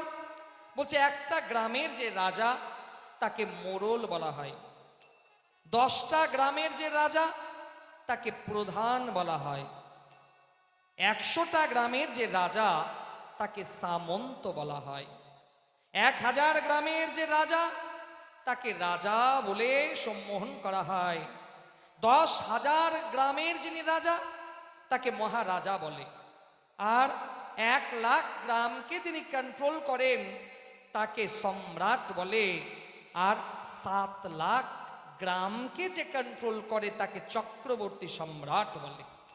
তো রাজা পরীক্ষিত চক্রবর্তী সম্রাট। রাজা পরীক্ষিতের আওতায় 7 লক্ষ গ্রাম ছিল। আর তৎকালীন অখণ্ড ভারতবর্ষের ইতিহাস যদি আপনি পড়বেন তাহলে সেখানে কিন্তু এই গ্রামের সংখ্যা ছিল 7 লক্ষ। এই চক্রবর্তী সম্রাট অখণ্ড ভারতবর্ষকে এক ছত্র ছায়ায় নিয়ে এসে শাসন করছিলেন। সেই চক্রবর্তী সম্রাট একদিন জানতে পারলো যে তার রাজ্যে একজনের আগমন ঘটেছে, আর সেই ব্যক্তি আগমন ঘটেছে আর সেই ব্যক্তি গোমাতার উপরে প্রহার করছে আর বৃষকে প্রহার করছে। চক্রবর্তী সম্রাট রাজা পরীক্ষিত মৃগয়ায় বেরোলেন। গভীর জঙ্গলে যখন প্রবেশ করেছে, দেখছে একজন ভয়ঙ্কর কদাকার কুৎসিত ব্যক্তি একটা দুর্বল ক্ষীণা গোমাতাকে লাঠি দিয়ে পেটাতে পেটাতে চলে আসছে, আর একটা বৃষ বলদ যার 3 পা নেই, 1 পায়ে দাঁড়িয়ে খুঁড়াতে খুঁড়াতে চলে আসছে। তাকে এত প্রহার করছে, তার শরীর থেকে রক্তক্ষরণ হচ্ছে। রাজা পরীক্ষিত বলছে, দাঁড়ান, কে আপনি?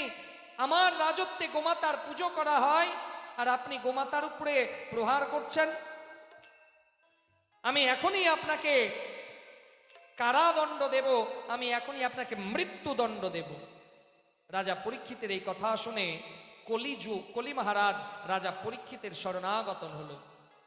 হে রাজন, আমি আপনার রাজ্যের অতিথি। কি নাম আপনার? আমার নাম কলি। কেন এসেছেন? হে রাজন, আপনার দাপুর যুগ শেষ, আমার যোগের সূচনা, আমি আপনার রাজ্যের অতিথি, আমাকে থাকার জন্য জায়গা দেন। রাজা পরীক্ষিত 4টা জায়গা দিল মা। যেখানে জুয়া খেলা হবে সেখানে তোমার বাস, যেখানে মদিরা পান হবে সেখানে তোমার বাস, যেখানে জীব হিংসা হবে সেখানে তোমার বাস, যেখানে নারীরা দেহ ব্যবসা করবে সেখানে তোমার বাস। দাঁড়ান দাঁড়ান দাঁড়ান, হে মহারাজ, আপনি আমাকে 4টা জায়গা দিলেন, যেখানে জুয়া খেলা হবে, যেখানে মদিরা পান হবে, যেখানে জীব হিংসা হবে, যেখানে নারীরা দেহ ব্যবসা করবে। হে রাজন, হে মহারাজ, আপনার রাজত্বে তো আমি 4টা জায়গা দেখতে পাচ্ছি না, অন্তত একটা ভালো জায়গা দিন। যেখানে যেখানে জুয়া খেলা হয় সেখানে কলি মহারাজের বাস, যেখানে জীব হিংসা হবে সেখানে কলি মহারাজের বাস, যেখানে নারীরা অসৎ বৃত্তি করবে সেখানে তোমার বাস, যেখানে মদিরা পান হবে সেখানে কলির বাস। দাঁড়ান মহারাজ, আমাকে 4টা খারাপ জায়গা দিলেন, একটা ভালো জায়গা দেন। রাজা পরীক্ষিতের মাথাতে ছিল একটা স্বর্ণ মুকুট। সেই স্বর্ণ মুকুট কার ছিল? জরাসন্ধের। তো সেই জরাসন্ধের মুকুট পড়েছিল সেই দিন রাজা পরীক্ষিত। তো রাজা পরীক্ষিত বলছে, অসৎ উপায়ে যে স্বর্ণ রোজগার করা হবে সেই স্বর্ণের মধ্যে তোমার বাস হবে। কলি মহারাজ দেখলে এটাই সুযোগ, রাজা পরীক্ষিতের মাথাতে প্রবেশ করলো কলিযুগ। রাজা পরীক্ষিতের বুদ্ধি ভ্রষ্ট হলো, রাজা পরীক্ষিতের বুদ্ধি ভ্রষ্ট হলো। রাজা পরীক্ষিত সেখান থেকে গেল, কারণ কলিযুগের মানুষ তো বাবা, এদের বুদ্ধি তাড়াতাড়ি ভ্রষ্ট হয়ে যায়। দেখবেন যেখানে কীর্তন হবে, যেখানে ভাগবত হবে, সেখানে এরা যেতেই পারবে না। যেখানে ভগবানের কথা হবে সেখানে এরা আসতেই পারবে না। আবার এখানে যদি আবার ওই ডিজে বক্স বাজিয়ে ওই মুঝে বি পিলা দে দো ঘুট শরাবি, ওটা যদি হতো তাহলে প্রচুর জমায়েত হয়ে যেত, হতো না? যদি এখানটায় ওই একদম হিন্দি গান চালানো হতো তাহলে দেখতেন প্রচুর লোকের সমাগম হয়ে যেত। কিন্তু ভগবানের কথা তো সবার পেটে আবার হজম হবে না। বলো রাধে রাধে। যারা ভগবানের প্রেমী, যারা ভগবানের প্রেমী তারাই একমাত্র গোবিন্দের কাছে আসতে পারবে। এখানে যারা বসে আছে প্রেম করেছেন কোনোদিন? হাত তুলুন তো দেখি। আরে খারাপটা কেন ভাবছেন? মাথা খারাপ? এই সবাই ভাবছে মাথা খারাপ, যদি হাত তুলে দিই মহারাজ বাড়িতে থাকতে পারবো না। না, গোবিন্দকে প্রেম করার কথা বলেছি। বলো রাধে রাধে। যারা গোবিন্দকে প্রেম করেছেন হাত তুলুন তো দেখি। বলো রাধে রাধে। তো গোবিন্দের প্রেমে যদি না হওয়া যায় তাহলে কিন্তু ভাগবতের কাছে আসা যাবে না। এই জন্য গোবিন্দের প্রেমী হতে হবে, তারপরে আপনি গোবিন্দের কৃপা লাভ পাবেন, না হলে কিন্তু হবে না। এদিকে রাজা পরীক্ষিতের বুদ্ধি ভ্রষ্ট হলো। সেখানে ছিল একজন ঋষি, শ্রমিক ঋষি নাম। সেই শ্রমিক ঋষি ধ্যান করছিলেন। রাজা পরীক্ষিত সেখানে গেলেন। রাজা পরীক্ষিত জল চাইলেন, কিন্তু সেই সময় সেই ঋষি ধ্যান করছিলেন, রাজার দিকে কর্ণপাত করলেন না। তো রাজা পরীক্ষিত নিজে নিজে অস্বস্তি বোধ করলেন। রাজা পরীক্ষিত নিজেকে অপমানিত বোধ করলেন যে আমি একজন রাজা আর আমি আশ্রমে এলাম, আমাকে জল পান করালো না। সেখানে ছিল একটা মরা সাপ। রাজা তীরের ফলাতে সে মরা সাপ তুলে গুরুদেবের গলাতে ঝুলিয়ে দিল। এই দৃশ্য দেখলে একজন শিষ্য গিয়ে জানালো শৃঙ্গি মুনিকে। শৃঙ্গি মুনিকে গিয়ে বলে, হে গুরুদেব, হে গুরু শিষ্য, আমাদের গুরুদেবের গলাতে একজন রাজা একটা মৃত সাপ ঝুলিয়ে দিয়েছে। শৃঙ্গি মুনি ক্রোধান্বিত হয়ে কৌশিকী নদীর জল হাতে তুলে নিলেন, আর হাতে তুলে নিয়ে বজ্র কণ্ঠস্বরে ব্রহ্ম অভিশাপ দিলেন, যেটা ভাগবত মহাপুরাণে ব্রহ্ম অভিশাপ নামে খ্যাত। বললেন যে যে কুলাঙ্গার ব্যক্তি আমার গুরুদেবের গলায় মরা সাপ ঝুলিয়েছে, আমি তাকে অভিশাপ দিচ্ছি 7 দিনান্তে তাকে তক্ষক নাগ দংশন করবে। অভিশাপ দিল, ব্রহ্ম অভিশাপ। 7 দিনে তার মৃত্যু হবে, 7 দিনে তক্ষক নাগ তাকে দংশন করবে। এই অভিশাপ লাগলো রাজা পরীক্ষিতের। রাজা পরীক্ষিত বাড়িতে এলো। রাজা পরীক্ষিত যখন মুকুট খুলে রেখেছে, রাজা পরীক্ষিতের মনে হলো আমার দ্বারা ভুল কাজ হয়েছে। সেই সময় সেই শৃঙ্গি মুনি গুরুদেবের কাছে এলো, সমস্ত বৃত্তান্ত শুনল। গুরুদেব বলছে, হে শিষ্য, হে শৃঙ্গি, তুমি জানো তুমি কাকে অভিশাপ দিয়েছ? তিনি সাধারণ কোনো কেউ নয়, তার বংশের যে সখা, যে স্বয়ং বাসুদেব কৃষ্ণ, সেই বংশের সন্তানকে তুমি অভিশাপ দিয়েছো, তোমার অভিশাপকে ফিরিয়ে নাও। শৃঙ্গি মুনি বলছে, হে গুরুদেব, একটা ধনুক থেকে যখন বাণ বেরিয়ে যায় সেই বাণ আর ফেরে না, একটা ব্রাহ্মণের মুখ থেকে যখন অভিশাপ বেরিয়ে যায় সেই অভিশাপ তো ফেরানো যাবে না গুরুদেব। গুরুদেব বলছে, তাহলে হে পুত্র, সেই রাজাকে জানিয়ে আসো যে তার আয়ু আর 7টা দিন, 7 দিন পরে তাকে তক্ষক নাগ দংশন করবে। সেখানে ছিল একজন শিষ্য গৌরমুখ, সেই গৌরমুখকে পাঠানো হলো হস্তিনাপুরে। গিয়ে রাজাকে বলে, হে রাজন, আপনার ব্রহ্ম অভিশাপ লেগেছে, আপনার আয়ু আর মাত্র 7টা দিন, 7 দিনে আপনাকে তক্ষক নাগ দংশন করবে। রাজা পরীক্ষিত এই কথা যখন শ্রবণ করলো, রাজা পরীক্ষিত সমস্ত কিছু ত্যাগ করে রাজপাট তার ছেলে জন্মেঞ্জয়কে দিয়ে সেখান থেকে বেরিয়ে পড়ল। 7 দিনে কেমন করে উদ্ধার হবে, 7 দিনে কেমন করে তার মুক্তি হবে?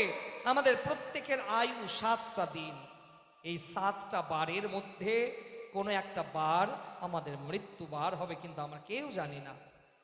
রাজা পরীক্ষিত জেনে গেল যে আজ থেকে 7 দিনান্তে তার মৃত্যু ঘটবে। রাজা পরীক্ষিত সমস্ত কিছু সুখ ত্যাগ করে রাস্তাতে বেরোলো। কে বলছে, হে রাজন, আপনি দান করুন, 7 দিন দান করলে আপনার উদ্ধার হয়ে যাবে। রাজা পরীক্ষিত মনে মনে ভাবছে, দানে যদি আমার কোনো ভুল হয়ে যায়, কারণ দানে দেখবেন মানুষের সব থেকে বেশি কঞ্জুসি আসে না? দেখবেন যখনই দান করার ব্যাপার থাকবে তখন যত কঞ্জুসি দানে থাকবে, দান এরা কেউ করতে চায় না। আবার কোনো ব্যক্তি যদি ভুল করে দানও করে, খুব অবাক লাগে, শীতের সময় কিছু কিছু মানুষকে দেখবেন যারা শহরে যাবে, গরিব মানুষদেরকে একটা কম্বল দেবে, কিন্তু একটা কম্বল একটাকে দিচ্ছে, কিন্তু বেটা 5 জন মিলে ছবি তুলবে। বলো রাধে রাধে। এইটা তো দানের কোনো মহিমা নয়, কারণ দানের নিয়ম আছে, ডান হাত যদি দান করে বাম হাত খবর পাবে না। কিন্তু কিছু কিছু মানুষ খুব অবাক লাগে, খুব অবাক লাগে, দেখবেন যে বৃক্ষরোপণের যেদিন দিন আসবে সেই দিন কিছু কিছু লোক, অনেক জায়গাতে দেখি কিছু কিছু লোক যারা বলে গাছ লাগাও প্রাণ বাঁচাও, খুব ভালো কথা, সেই একটা গাছ লাগাবে আর একটা গাছকে 5 জন ধরে ছবি তুলবে। তারপরে সেই গাছ যখন বড় হবে, সেই গাছ, সেই বাগান কেটে একটা বড় বাড়ি বানাবে, সেই বাড়ির দেওয়ালে আবার লেখা থাকবে গাছ লাগান প্রাণ বাঁচান। গাছ কেটে বাড়ি বানালো, গাছ কেটে রাজপ্রাসাদ বানালো, আবার সেই রাজপ্রাসাদের গায়ে লেখা থাকবে গাছ লাগান প্রাণ বাঁচান। এত অদ্ভুত লাগে না কথাগুলো? তো এই জন্য বলে, কিছু কিছু মানুষ দেখবেন মন্দিরে যদি একটা ফ্যান দান করে, সেই ফ্যানের 3টা পাখাতে বাপের নাম, ঠাকুরদার নাম, 14 গোষ্ঠীর নাম লেগেবে 3টা পাখাই। ফ্যানের পাখাও ঘুরছে, বাপ ঠাকুরদাকেও ঘুরাচ্ছে। বলো রাধে রাধে। এইরকম দানের কোনো মহিমা নাই। দান এমন হবে যে ডান হাত দান করলে বাম হাত যেন খবর না পায়, তাহলে সেটা হবে দান। তো রাজা পরীক্ষিত ভাবছে, দানে যদি আমার কোনো ভুল হয়ে যায় তাহলে তো 7 দিন আমি আর ফিরে পাবো না। 7 দিন আর ফিরে পাবো? 7 দিন তো আমি ফিরে পাবো না। একজন বলছে, না না, আপনি এক কাজ করুন, এই 7 দিন আপনি ভগবানের শৃঙ্গার করুন, ভগবানকে ফুল দিয়ে সাজান, ভগবান খুশি হয়ে যাবে। রাজা পরীক্ষিত মনে মনে ভাবছে যে এই 7 দিন আমি ভগবানকে ফুল দিয়ে সাজাবার, সেই ফুলে যদি অসুচিত অবস্থা লেগে থাকে তাহলে তো আমার এই 7 দিন ফিরে আসবে না।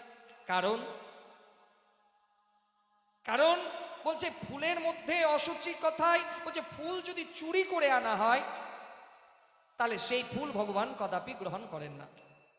যে আমাদের সমাজে দেখবেন অনেক মানুষ বলবে, আমি অনেক পূজা পাঠ করি, আমার কোনো ক্ষতি হবে না। সেই ব্যক্তি যখন মরার পরে ভগবানের কাছে যায়, ভগবান বলে, তোমার জীবনের 2টা ভালো কাজ বলো তো। মা, আপনারা যে মৃত্যুর পরে ভগবানের কাছে যাবেন, ভগবান আপনাদের জিজ্ঞেস করলো তোমার জীবনে 2টো ভালো কাজ বলো।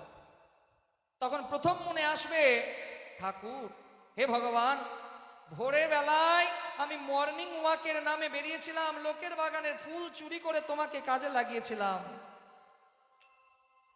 আছে না এরকম অনেকজন? মর্নিং ওয়াকের নামে সকাল সকাল বেরোবে আর লোকের বাগানের ফুল চুরি করে নিয়ে আসবে আর ভগবানকে দিবে। আপনারা ভালো, আপনাদের কথা বলছি না, যারা আসেনি তাদের কথা বলছি। বলো রাধে রাধে। দ্বিতীয় মনে পড়বে, সকালবেলা বেরিয়েই তো আমি ওর নিন্দা ওর চর্চাতেই আবদ্ধ ছিলাম, ভগবানের নাম তো জপ করেনি। আপনারা ভালো, আপনাদের নয়, অন্যজনের কথা বলছি। বলো রাধে রাধে। এই জন্য জীবনে এমন কাজ করুন যেন ভগবানের কাছে গিয়ে বলতে পারেন, হে বিধাতা, হে ভগবান, আমি আমার জীবনে একটা গরিব মেয়ের বিবাহ দিয়েছি। হে বিধাতা, আমি আমার জীবনে অনাথ আশ্রমে আমি একটা ঘর বানিয়েছি। হে বিধাতা, আমার জীবনে আমি একটা মন্দির বানিয়েছি, আমি একটা ভালো কাজ করেছি, যেন ভগবানের কাছে বলতে পারেন। ভগবান আপনাকে জিজ্ঞাসা করবে। একটা ছেলে যখন পরীক্ষা দেয়, সেই ছেলে যখন স্কুল থেকে বাড়ি ফেরে, তার বাবা মা জিজ্ঞেস করে যে হারে পরীক্ষাটা কেমন হলো, ভালো দিলি তো, লিখতে পারলি তো? জিজ্ঞেস করেন, আপনারা তো জিজ্ঞেস করেন। ঠিক সেই রকম ভগবান আপনাকে এখানে 50 কি 60 বছরের জন্য পাঠিয়েছে। যখন ভগবানের কাছে যাবেন, ভগবান জিজ্ঞেস করবে যে তোমার জীবনের ভালো কাজ তুমি বলো। তখন যেন এমন না হয় যে হে প্রভু, আমার জীবনের একটাও ভালো কাজ তো আমি মনে করতে পারছি না। ভগবানের কাছে বলবেন যে আমি আমার জীবনে অনাথ আশ্রমে ঘর বানিয়েছি, আমার জীবনে আমি গরিব মেয়ের বিবাহতে পয়সা দান করেছি, আমি আমার জীবনে অনাথ আশ্রমে বৃদ্ধাশ্রমে দান করেছি। ভগবানের কাছে বলতে পারবেন, সেটা ভগবান তখন আপনার উপরে প্রসন্ন হয়ে যাবে। আর না হলে ভগবানের কাছে যাবেন, কিছুই বলতে পারবেন না।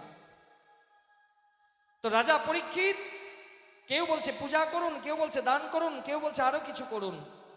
এদিকে দেবাদিদেব মহাদেব কৈলাস ধামে বিরাজমান। বলছে এই ভাগবত কথা প্রথম কোথায় ছিল? গোলক বৃন্দাবনে।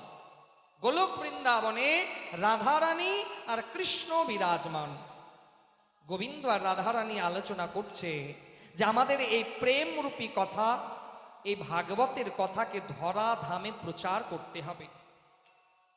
তো রাধারানীর কাছে একটা সুখ পাখি ছিল। সুখ পাখি মানে তোতা পাখি। সেই তোতা পাখি সেখানে বিরাজমান। সেই তোতা পাখিকে দায়িত্ব দেয়া হলো, তোতা, হে তোতা পাখি, তুমি যাও, তুমি গিয়ে আমাদের এই অমর কথাকে ধরা ধামে প্রচার করো। তোতা পাখির মহিমা কিন্তু অনেক বেশি আছে। দেখবেন আজও বিয়েতে একটা ডালা সাজানো হয় না? আপনাদের এখানে হয় কিনা জানি না, আমাদের ওদিকে হয়। তো সেই ডালার মধ্যে একটা বাঁশের তোতা পাখিও সাজানো হয়, হয়তো। কেন ওই বিয়ের ডালাতে তোতা পাখি দেওয়া হয়? কারণ হচ্ছে যে নবদম্পতি যাদের বিবাহ হচ্ছে, সেই কন্যাকে উদ্দেশ্য করে বলা হয়েছে। আর বেশিরভাগ এই ডালা আসে ছেলের বাড়ি থেকে, আসে না? ছেলের বাড়ি থেকে। সেই ছেলের বাড়িতে ডালার মধ্যে যে তোতা পাখি থাকে, যে মেয়ের বিবাহ হচ্ছে তাকে বলতে চাই যে হে কন্যা, তোমার আজকে বিবাহ হবে, বিবাহ করে তুমি শ্বশুর বাড়িতে যাবে, তোতা পাখিকে দেখে শেখো। কি শেখো?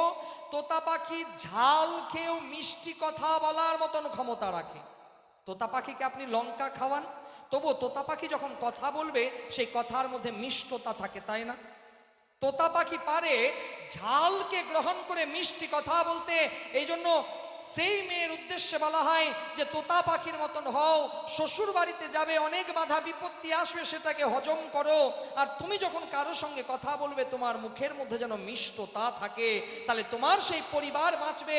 আর না হলে তোমার মুখে যদি মিষ্টতা না থাকে, তাহলে একটা বিয়ের পরেও তোমার পরিবার টিকবে না। এই জন্য সেই বরণ ডালাতে একটা তোতা পাখিকে দেয়া হয়। সেই তোতা পাখি রাধারানীকে বলল যে এটা আমার পরম সৌভাগ্য, আমি আপনাদের এই অমর প্রেমরূপী কথা ধরাধামে নিয়ে যাব। তোতা পাখি সেখান থেকে বেরোলো। এদিকে অমরনাথে মহাদেব আর পার্বতী বিরাজমান। মহাদেব ধ্যান করছেন, সেই সময় মা পার্বতীও সেখানে বিরাজমান। দেবর্ষি নারদের এন্ট্রি হলো। দেবর্ষি নারদ এলেন। দেবর্ষি নারদ এসে মা পার্বতীকে বলছে, হে মা, আপনার পতি দেবতা, তিনি তো দেবাদিদেব মহাদেব, তিনি তো দেবতাদেরও দেবতা, তিনি কার ধ্যান করছেন? মাতা পার্বতী বলছে, তা তো আমি জানি না দেবর্ষি নারদ। আমি জানি মা। কার করছে বলুন তো? দেবর্ষি নারদ বলছে, মা জোরে জোরে বলা যাবে না, আস্তে আস্তে বলতে হবে। হ্যাঁ হ্যাঁ বলুন। দেবর্ষি নারদ মাতা পার্বতীকে বলছে, মা আপনি জানেন না, আপনার আগেও আপনার পতিদেবতা অনেক বিবাহ করেছে, আর সেই বিবাহিত স্ত্রীদের চিন্তন করছে, তাদের কথা এখনো ভুলতে পারেনি। মা পার্বতী যখন জানতে পারলো যে আমার আগেও আমার পতিদেবতা আরো বিবাহ করেছে, মাতা পার্বতীর কিন্তু এবার রাগ বাড়তে লাগলো। কোন স্ত্রী যদি জেনে যায় যে তার পতিদেবতার আরো দু চারটা হ্যালো আছে, তাহলে সেই স্ত্রীর অবস্থা কি হবে? ভালো হবে? ভালো হবে? সবাই ভাবছে বাপ রে বাপ, কি যে বলছে মহারাজ, বলো রাধে রাধে। কেউ চাই যে বিবাহিত বাড়িতে স্ত্রী আছে তবু তার স্বামীর দু চারটা হ্যালো থাকবে, আছে কেউ এরকম চাইবে? কেউ চাইবে না। তো পার্বতী বলছে তাই যে আমার আগেও আমার স্বামী বিবাহ করেছে আর তাদেরই ধ্যান করছে। দেবর্ষি নারদ বলছে হ্যাঁ হ্যাঁ হ্যাঁ। মা পার্বতীর রাগ কিন্তু বাড়তে লাগলো। দেবর্ষি নারদ বলছে, মা এতে হয়নি, আরো আছে, দাঁড়ান। কি হয়েছে দেবর্ষি নারদ? জানেন মা, মহাদেবের গলাতে যে নরমুণ্ড আছে সেই মুন্ডগুলো কার? পার্বতী বলছে না না, কার মুন্ড? মা আপনি তো মহাদেবের সাথে থাকেন, কিছুই জানেন না। না না বলো আমাকে। বলছে মা আপনার আগে যে স্ত্রীগুলোকে বিবাহ করেছিল তাদেরকে মহাদেব এখনো ভুলতে পারেনি, তাদের মুন্ডু গলাতে ধারণ করে আছে। পার্বতীর তো আরো রাগ বেড়ে গেল। এইবার দেবর্ষি নারদ কিন্তু এটা বলে সেখান থেকে চলে গেছে, দেবর্ষি নারদের কাজ হয়ে গেছে, দেবর্ষি নারদ সেখান থেকে চলে গেল। এবার মা পার্বতী কিন্তু একদম বসে আছে। দেবাদিদেব মহাদেবের ধ্যান ভঙ্গ হয়েছে। তো অন্যান্য দিন মহাদেবের ধ্যান ভাঙতে গেলেই মা পার্বতী তাকে খুব ভালো করে মিষ্টি সহকারে কথা বলতো, আজ কিন্তু বলে না। মহাদেব ভাবছে কি ব্যাপার, অন্যান্য দিন যখন আমি ধ্যান সমাধি থেকে উঠতাম তখন পার্বতী আমার সঙ্গে কত ভালোভাবে কথা বলতো, আজকে বলছে না কেন? মহাদেব পার্বতীকে বলছে, হে দেবী, আমি যখন ধ্যান করছিলাম আমার অবর্তমানে কি এখানে কারো আগমন ঘটেছিল? পার্বতী বলছে হ্যাঁ এসেছিল। কে এসেছিল? দেবর্ষি নারদ। মহাদেব বুঝে গেল, ওহো এই কাজ হয়েছে দেবর্ষি নারদের। হে হে পার্বতী, দেবর্ষি নারদ কি কি বলে গেল? পার্বতী বলছে, মহাদেব আপনি বলুন তো যে আপনি আমার আগে আরো বিবাহ করেছেন? মহাদেব বলছে হ্যাঁ করেছি। পার্বতীর রাগ আরো বেড়ে গেল। প্রভু আপনার গলাতে যে নরমুণ্ড আছে সেটা কি আগের স্ত্রীগুলোর? মহাদেব বলছে হ্যাঁ। পার্বতীর অবস্থা ভাবুন এবার কি হবে। মহাদেব বলছে দেখো পার্বতী,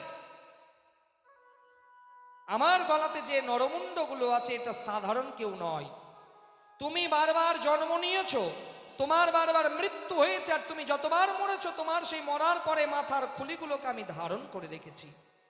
দাঁড়ান দাঁড়ান, হে প্রভু আপনি কি বলতে চাইছেন আমি মরেছি, আপনি মরেননি?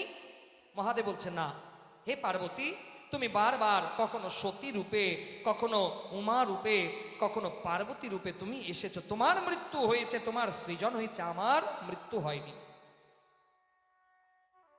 হে মহাদেব আমি মরলাম, আপনি মরলেন না কেন? মহাদেব বলছে হে দেবী, আমার কাছে অমর কথা আছে, তাই অমর কথা আমি শুনেছি, তাই আমি অমর, আমি মরিনি। পার্বতী বলছে তাহলে আমাকেও শোনান। না না দেবী, আপনাকে শোনানো যাবে না, কারণ এই অমর কথার নিয়ম আছে, শ্রবণ করতে করতে ঘুমানো যাবে না, আর আপনি যদি মাঝপথে ঘুমিয়ে যান তাহলে তো অনর্থ হয়ে যাবে, তাই আমি এই কথা আপনাকে শ্রবণ করাবো না। পার্বতী বলছে না আমি ঘুমাবো না, আমাকে শ্রবণ করান। মহাদেব বলল ঠিক আছে তোমাকে শ্রবণ করাবো, আমি একটু দেখে নি তো আশেপাশে কেউ আছে কিনা। মহাদেব যখন সেখানে বেরোলো দেখছে কেউ নেই, আর মহাদেব সেখানে বসলেন, চোখ বন্ধ করলেন, আর মা পার্বতী সামনে বসলো। পার্বতী সেখানে বসলো আর ভাগবত কথা, অমর কথা মহাদেব বলতে আরম্ভ করলেন। মা পার্বতী এবার শ্রবণ করতে করতে হু হু হু করে হুঙ্কার দেয়। যখন কেউ গল্প করবে হুঙ্কার দিতে হয়, তো তাহলে গল্প আরো ভালো হয়। তো মহাদেব এই অমর কথা বলে আর পার্বতী হুঙ্কার দেয়। এমনি করতে করতে মা পার্বতী কিন্তু ঘুমিয়ে গেছে, আর সেখানে ছিল তোতা পাখি। তোতা পাখি মনে মনে ভাবছে যে হুঙ্কার দিয়া যদি বন্ধ করে দিই তাহলে তো মহাদেব আর কথা বলবে না। সেই সময় তোতা পাখি হু হু হু বলে হুঙ্কার দিতে লাগলো, আর মহাদেব চোখ বন্ধ করে অমর কথা বলতে লাগলো। মা পার্বতী শ্রবণ করতে করতে ঘুমিয়ে গেছে। মায়েদের একটা অভ্যাস আছে, এরা যদি ঘুমিয়ে যায় না তাহলে এদেরকে যাই তুমি ঘুমোচ্ছ, না না না না আমি ঘুমোইনি, না আপনারা ভালো, আমার মায়ের কথা বলছি। বলো রাধে রাধে। যে এদেরকে যদি বলা হয় ঘুমোচ্ছে, বলছে না না না ঘুমোয়নি, চোখ বন্ধ হয়েছে। তো পার্বতী বলছে দাঁড়ান দাঁড়ান দাঁড়ান, হে মহাদেব আপনি তো একটু আগে আমাকে কৃষ্ণের কথা শোনাচ্ছিলেন, আর এখন আপনি কৃষ্ণের বিবাহ প্রসঙ্গ শোনাচ্ছেন, তাহলে বাকি কথাগুলো কোথায় গেল?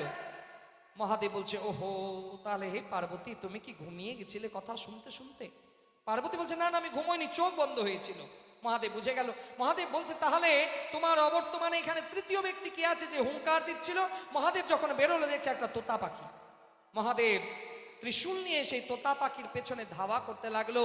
সেই তোতা পাখি সূক্ষ্ম রূপ ধারণ করলো, সূক্ষ্ম রূপ ধারণ করলো। আর এদিকে ব্যাসদেবের পত্নী স্নান করে চুল আঁচড়াচ্ছিল, আর সেই সময় হা করলো, আর সেই সূক্ষ্ম রূপ ধারণ করা তোতা পাখি, সুখ পাখি ব্যাস পত্নীর গর্ভে প্রবেশ করে গেল। মহাদেব ব্যাসদেবের গৃহে গেলেন। সচরাচর সন্তান কি হয়? সন্তান জন্ম নেয় 9 মাস 10 দিনে। এখানে বাবা 9 মাস 10 দিন পার, 1 বছর পার, 2 বছর পার, 9 বছর পার, 12 বছর পূর্ণ হতে যাচ্ছে, তবু আর সন্তান প্রকট হয় না। কারণ সন্তান প্রকট হলে মহাদেব ত্রিশূল নিয়ে তাকে বধ করে দেবে। ব্যাসদেব দেবাদিদেব মহাদেবের কাছে এলো, হে মহাদেব ভক্ত আর ভগবানের মাঝে আমার সন্তানকে কেন কষ্ট দিচ্ছেন? আমার স্ত্রী যে কষ্ট পাচ্ছে, হে মহাদেব আপনি এখান থেকে না গেলে আমার সন্তান যে ভূমিষ্ঠ হবে না মহাদেব। হে মহাদেব আপনি এখান থেকে চলে যান। মহাদেব বলছে হে ব্যাসদেব আমি চলে যাচ্ছি, তবে যাওয়ার আগে আমি তোমাকে বলে দিতে চাই যে তোমার যে সন্তান হবে তাকে আমি আশীর্বাদ দিলাম, তার এত জ্ঞান হবে যে জ্ঞানের মাধ্যম দিয়ে সারা বিশ্ব তাকে চিনবে, সে অগাধ জ্ঞানী হবে। মহাদেব সেখান থেকে চলে গেলেন। 12 বছর পরে সন্তান জন্ম নিল। এবার সন্তান যখন জন্ম নেয় মা আর পুত্রের নাভির সংযোগ থাকে না? তো সেই নাভিটাকে আগেকার দিনে দাইমা ধাত্রীমা থাকতো সেই নাভিটাকে ছেদন করার জন্য। তো এদিকে ব্যাসদেব ধাত্রীমাকে ডাকার জন্য গেছে, আর এদিকে সুখদেবজি ভগবান, সুখদেবজি মহারাজ তিনি ভাবছে পৃথিবীর মায়া যেন আমাকে আকৃষ্ট করতে না পারে, পাথরে পাথর দিয়ে নিজের মা আর সন্তানের নারীকে ছেদন করলো। ছেদন করে সে পৈতের মতন কাঁধে দিয়ে আগের দিকে যায়। সুখদেবজি মহারাজ জীবনে কোনোদিন পেছন মুড়ে তাকায়নি। সুখদেবজি মহারাজ আগের দিকে যায়, উলঙ্গ তার চেহারা। ভাগবত মহাপুরাণে সুখদেবজির বর্ণনাতে কি বলা হয়েছে? বলা হয়েছে ইয়ং প্রব্রজন্তমনুপেতমপেত্যকৃত্যম দ্বৈপায়ন বীরঃ কাতর আজুহাবম পুত্রেতি তন্ময়া তয়া তরবোভিনেন্দুসাস্ত্বং সর্বভূতা হৃদয়ং মুনিমানতোস্মি यं प्रव्रजन्तमनुपेतमपेत्यकृत्यं দ্বৈপায়ন বীরঃ কাতর আজুভাব। যে যখন সন্তান আগের দিকে যায় ব্যাসদেব হা পুত্র হা পুত্র হা পুত্র করে দাঁড় করায়, কিন্তু হাই রে হাই কে শোনে কার কথা? সুখদেবজি মহারাজ তো পেছন মোড়ে তাকাবে না, সে আগের দিকে অগ্রসর হচ্ছে। আর ব্যাসদেব যখন বলছে হা পুত্র দাঁড়াও, হা পুত্র দাঁড়াও, হা পুত্র দাঁড়াও, মানো ব্যাসদেবের কথা পত্রিকাশ্রমের গাছে লেগে যেন সেই কথাগুলো ব্যাসদেবের কাছেই ফিরে আসছে। এই রকম ব্যাসদেব ডাকতে লাগলো, কিন্তু পেছন মুড়ে তাকালো না, আর সেই সুখদেবজি মহারাজ গৃহে ফিরে এলেন না, গভীর জঙ্গলে চলে গেলেন। এদিকে ব্যাসদেবের কিছু শিষ্য জঙ্গলে গেল যজ্ঞের কাঠ নেওয়ার জন্য। জঙ্গলে যখন কাঠ নেওয়ার জন্য গেছে, সেই সময় জঙ্গলে গিয়ে সেই শিষ্যগুলো শ্লোক বলতে লাগলো। যে শ্লোকে সুখদেবজি ভগবান যার ধ্যান করছিলেন সেই ব্যক্তিরই কথা বলা হয়েছে। সেটা সাধারণ কেউ নয়, সে হচ্ছে স্বয়ং ভগবান সর্বেশ্বর বাসুদেব কৃষ্ণ। সুখদেবজি মহারাজ কৃষ্ণের ধ্যান করছিলেন, আর সেই শিষ্যগুলো জঙ্গলে গিয়ে সেই শ্লোকগুলোই বলছে। কি শ্লোক বলছে? বরাহপীরং নটবর বপু কর্ণയോ কর্ণিকারম বিভ্রদবাস কনক পীষদ বৈজয়ন্তীম চ মাল্যম রন্ধান বেন অধর শূধয়া पूरयन् गोपवृन्दै वृन्दारण्यं सपदरमणं प्राव ईषद गीत कीर्ति बराहपीरम नटवर बपु। যে এই শ্লোকে ভগবান কৃষ্ণের রূপ বর্ণনা দেওয়া আছে। পরের শ্লোকে বলছে অহো বকিয়াং স্তনা কালকূটং জিঘাং স্বয়া পয়াদ্যপ্যোষাদ্ভি লভে গতিম ধাত্রে চিতাং তথো অন্যত কং বা দয়ালু শরণং ব্রজম।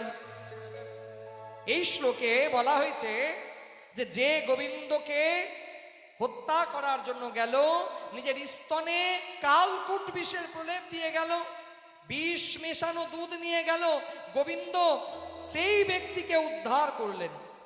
সুখদেবজি মহারাজ যখন এই শ্লোক শুনেছে, সুখদেবজি মহারাজ বলছে না না, আমি তো একেই খুঁজছিলাম। সুখদেবজি মহারাজ আস্তে আস্তে সেই শিষ্যদের কাছে এলো। আচ্ছা, আপনারা এই শ্লোক পেলেন কোথায়? শিষ্যগুলো বলছে এই শ্লোক, এইরকম হাজার হাজার শ্লোক আমাদের গুরুদেবের কাছে আছে। গুরুদেব চলুন তো, আপনার গুরুদেবের কাছে আমাকে নিয়ে চলুন। সেই সময় আজকে ব্যাসদেব নিজের বদ্রিকাশ্রমে বিরাজমান, আর সেই সময় শিষ্য সুখদেবজি মহারাজকে আজকে গুরুদেবের কাছে নিয়ে গেলেন। 4 বছর গুরুগৃহে সুখদেবজি মহারাজ বিরাজ হলেন।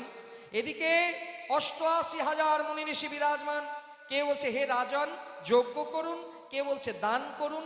রাজা পরীক্ষিতের আত্মসন্তুষ্টি আর হয় না, কারণ রাজা পরীক্ষিতের কাছে আয়ু 7টা দিন।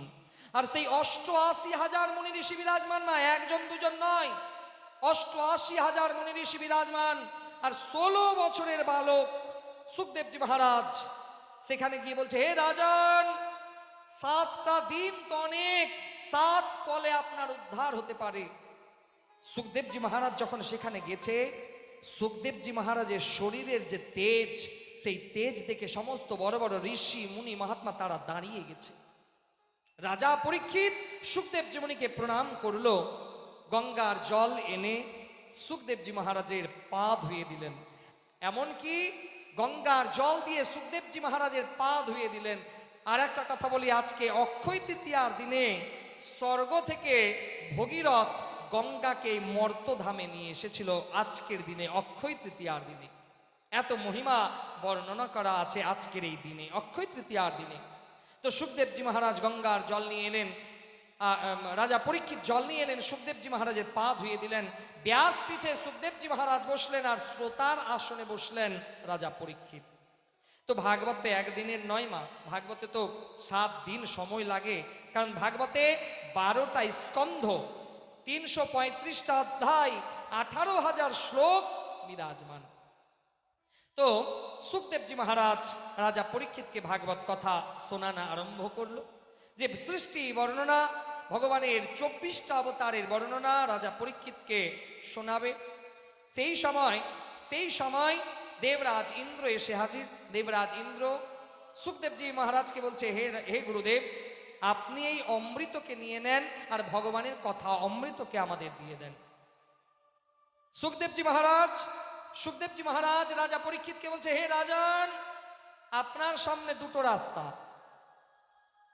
এক, আপনি ভগবানের কথা অমৃতকে গ্রহণ করুন, আর 2, আপনি ইন্দ্রের দেওয়া অমৃতকে গ্রহণ করুন।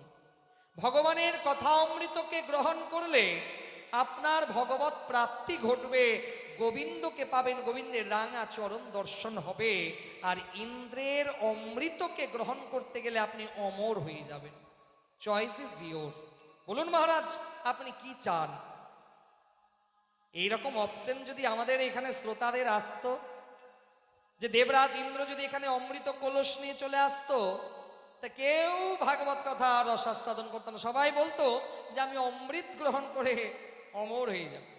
অমৃত তো দূর কথা মা, এখন যদি জোরে একটা বাতাস আরম্ভ হয়ে যায় না, কেউ এখানে দেখে সবাই ছুটবে ব্যাগ নিয়ে বাগানে, বলো রাধে রাধে। তো দেবরাজ ইন্দ্র সেখানে বিরাজমান। সুখদেবজি মহারাজ বলছে, হে রাজন, বলুন আপনি কি চান? আপনি ভগবানের কথা অমৃত গ্রহণ করবেন, না দেবরাজ ইন্দ্রের দেওয়া অমৃত গ্রহণ করবেন? সুখদেবজি মহারাজের এই কথা শুনে রাজা পরীক্ষিত বলছে, হে গুরুদেব, আমি ইন্দ্রের অমৃতকে চাই না, ইন্দ্রের অমৃত আমি গ্রহণ করব না, আমি ভগবানের কথা অমৃতকে পান করব, আমি ভগবানের কথা অমৃতকে শ্রবণ করব। সুখদেবজি মহারাজ বলল, হে রাজা পরীক্ষিত, আমি আপনার উপরে সন্তুষ্ট হয়েছি, আপনি শুনুন এই প্রসঙ্গ। তারপরে গঙ্গা প্রসঙ্গ আসে, গঙ্গা মর্তে গঙ্গা নিয়ে আসলো ভগীরথ। এই প্রসঙ্গকে আমরা অল্প একটু শুনে নিই, যেহেতু আজকে গঙ্গা অবতরণ, আজকের অক্ষয় তৃতীয়ার দিনে। আর অক্ষয় তৃতীয়ার দিনে অনেকে গণেশ পুজো করেছেন না আজকে। আজকে গণেশজিরও একটা খুব সুন্দর সংযোগ, কারণ আমাদের সনাতন ধর্মে নিয়ম আছে যে যে কোনো পুজো করতে গেলে গণেশ পুজো দিয়ে কিন্তু শুরু করতে হয়। যে কোনো পুজো বলছে, এই কেন গণেশকে অগ্রাধিকার দেওয়া হলো, কেন আমরা গণেশের পুজো আগে করব? এর কথা যদি শ্রবণ করতে হয় তাহলে শিব পুরাণের কথাতে যেতে হবে। যে মাতা, সময় আছে তো মা, সময় আছে তো? তো যেহেতু আজকে অক্ষয় তৃতীয়া, এই জন্য এই কথাটা একটু বলে তারপরে আমরা কথাকে এগিয়ে নিয়ে যাব। তো শিব পুরাণের প্রসঙ্গ অনুযায়ী মা পার্বতী জয়া বিজয়াকে নিয়ে একদিন একটা তার রাজ সিংহাসনে বসে আছেন। তো জয়া বিজয়া মা পার্বতীকে স্নান করাবেন। তো স্নান করানোর সময় জয়া বিজয়া মাতা পার্বতীর শরীর থেকে কিছু মাটি পেলেন, সেই মাটিকে দিয়ে তারা একটা মূর্তি বানালেন। মা পার্বতী সেই মূর্তি তার খুব ভালো লাগলো। মা পার্বতী সেই মূর্তির মধ্যে প্রাণ দান করলেন, নাম হলো বিনায়ক, নাম হলো বিনায়ক। মা পার্বতীর সন্তান মা পার্বতী বলল যে একে তো আমি সৃজন করলাম, আজ থেকে আমি তোমার মা। সেই বিনায়কের মা হলো পার্বতী। এবার সেই বিনায়ক মায়ের কাছে বিরাজমান। মা পার্বতী একদিন বিনায়ককে বলল, হে বিনায়ক, আমি যতক্ষণ আমি ঘর থেকে তোমাকে আজ্ঞা দেব না, ততক্ষণ পর্যন্ত তুমি আমার ঘরে কাউকে প্রবেশ করতে দেবে না। বিনায়ক বলল, হ্যাঁ মা, তুমি যতক্ষণ আমাকে আজ্ঞা দেবে না, আমি কাউকে তোমার সঙ্গে দেখা করতে দেব না। এদিকে সেই বিনায়ক দরজাতে দাঁড়িয়ে আছে। দেবরাজ ইন্দ্র গেলেন, দেবতারা গেলেন, বিনায়ক কিন্তু দেখা করতে দিলেন না। বিনায়ক দেবতাদের পরাস্ত করলেন, দেবতারা ভয় ভীত হলো। দেবতারা গেল নারায়ণের কাছে। নারায়ণ কি বলছে, হে প্রভু, আজকে আমরা জগদম্বা মা পার্বতীর সঙ্গে সাক্ষাৎ করতে গেলাম, কিন্তু মা পার্বতীর দরজাতে একটা বালক আছে, যে বালক আমাদেরকে দেখা করতে দিল না। নারায়ণ বলছে, তাই? বলছে, হ্যাঁ, তাহলে এবার মহাদেবকে জানাতে হবে। তো মহাদেব, এই প্রসঙ্গটা অনেক বড়, কিন্তু আমি শুধুমাত্র সার কথাটাকে শ্রবণ করাচ্ছি। মহাদেব পার্বতীর সঙ্গে সাক্ষাৎ করার জন্য এলেন। বিনায়ক তো জানে না যে ও আমার পিতা। বিনায়ককে তার মা বলে দিয়েছে, মাতৃ আজ্ঞা শিরোধার্য, মা যেটা বলবে তাকে পালন করতে হবে। বিনায়ক বলেছে, আমার মা পার্বতী, আমার মা আমাকে বলেছে যে আমার অনুমতি ছাড়া কেউ প্রবেশ করতে পারবে না, মানে কেউ পারবে না, যেই হোক। মহাদেব ক্রোধান্বিত হলো। মহাদেব বলছে, তুমি এত বড় কথা বলছো? মহাদেবের সঙ্গে যুদ্ধ আরম্ভ হলো। বিনায়ক বারবার মহাদেবকে পরাস্ত করতে উদ্যত হলো। মহাদেব বিনায়কের সঙ্গে যুদ্ধে জয় করতে পারছেন না। এদিকে দেবতারা মনে মনে ভাবলো যে এই বিনায়কের এত শক্তি যদি বেড়ে যায়, তাহলে না জানি কোন দিন দেবতারাও স্বর্গচ্যুত হবে, স্বর্গ থেকে তারা কোথাও তাদের অচ্যুত হয়ে যেতে হবে। সেইখানে ছিল শনি মহারাজ। শনি মহারাজ সেই সময় দেবতারা গিয়ে শনি মহারাজকে বললো, হে মহারাজ, আজকে আপনার বক্র রেখা আপনি ওই মহাদেবের ত্রিশূলের মধ্যে দিন। এই জন্য বলে শনিবারের দিন লোহাকে ঘরে আনতে নাই, শনিবারের দিন লোহার মধ্যে মহারাজের দৃষ্টি থাকে।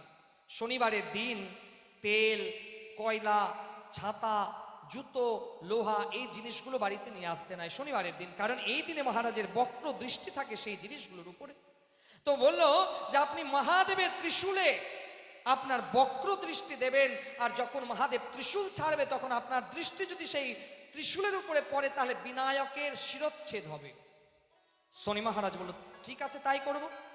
মহাদেব যখন ত্রিশূল চালালো বিনায়কের উদ্দেশ্যে, সেই সময় শনি মহারাজের বক্র দৃষ্টি পড়লো সেই ত্রিশূলে, আর ত্রিশূলে যখন বক্র দৃষ্টি পড়লো তখন বিনায়কের শিরচ্ছেদ হলো। একদিকে দেহ পড়ে আছে আর একদিকে মাথা পড়ে আছে। মা পার্বতী যখন জানতে পারলো যে তার সন্তান, তার পুত্র সন্তানের শিরচ্ছেদ হয়েছে, মা পার্বতী সেখানে শীঘ্র গতিতে এলো। মা দেখছে যে তার সন্তানের একদিকে ধর একদিকে মাথা পড়ে আছে। মা পার্বতী ক্রোধান্বিত হলো, ক্রোধান্বিত হয়ে ত্রিশক্তিকে আবাহন করলো, মহাকালী, মহাসরস্বতী, মহালক্ষ্মীকে আবাহন করলো। তিনটা দেবী প্রকটিত হলো, তিনটা দেবীর মানো জ্বালামুখী উৎপন্ন হলো। তিনটা দেবী বলল যে আমার সৃজনকে আপনারা দেবতারা ধ্বংস করলেন, আমি এই সৃষ্টিকে রাখবো না, এই সৃষ্টিকে ধ্বংস করব। কে আমার পুত্রের এই শিরচ্ছেদ করেছে? কার দৃষ্টিতে এটা সম্ভব হয়েছে? জগদম্বা জিজ্ঞাসা করছে। দেবতারা মায়ের সেই ভয়ঙ্কর উগ্র রূপ দেখে হাত জোর করে বলছে, হে জগদম্বা, শনি মহারাজের দৃষ্টিতে আপনার বিনায়কের শিরচ্ছেদ হয়েছে। সেই সময় জগদম্বা স্বয়ং চণ্ডী জগদম্বিকা দুর্গা তিনি শনি মহারাজের উপরে ক্রোধান্বিত হলেন। এই জন্য শনি মহারাজ আর দেবী চণ্ডিকা এদের একটা বৈরিতা আছে, বিরোধিতা আছে, যে শনি মহারাজের দৃষ্টিতে চণ্ডীর সন্তানের শিরচ্ছেদ হয়েছে। এই জন্য এরা কিন্তু আলাদা থাকে, এক জায়গায় এদেরকে যদি রাখা হয় তাহলে অনিষ্ট হবে। এই জন্য ব্যাসপীঠ থেকে নিবেদন যে কদাপি কোনো গ্রহ মন্দিরে বা মহারাজের মন্দিরে দেবী আদ্যাশক্তি মহামায়ার পুজো করা কিন্তু নিষেধ বলা হয়েছে। এটা আমিও জানতাম না, কিছুদিন আগে এটা আমারও অধ্যয়ন হয়েছে। কারণ সেই জগদম্বিকার সঙ্গে শনি মহারাজের বিরোধ আছে, যেহেতু শনি মহারাজের দৃষ্টিতে বিনায়কের শিরচ্ছেদ হয়েছে। এই জন্য সেই দেবী জগদম্বিকা সেই শনি মহারাজকে সহ্য করেন না। এই জন্য দুটোর মন্দির আলাদা থাকে। একই মন্দিরে দুই পুজো শাস্ত্রসম্মতভাবে নিষিদ্ধ, এতে আরো অমঙ্গল হয়। মানলে ভালো, না মানলে রাধে রাধে। তো দেবী জগদম্বিকা প্রধান্বিত হলো আর বলে, হে শনি মহারাজ, আপনার দৃষ্টিতে আমার বিনায়কের শিরচ্ছেদ হলো, আপনি আমার সামনে কোনোদিন আসবেন না, আমি আপনার মুখমণ্ডল দর্শন করতে চাই না। সেই সময় শনি মহারাজ সেখানে মাথা নত করলেন, নতমস্তক করলেন, সেখান থেকে চলে গেলেন।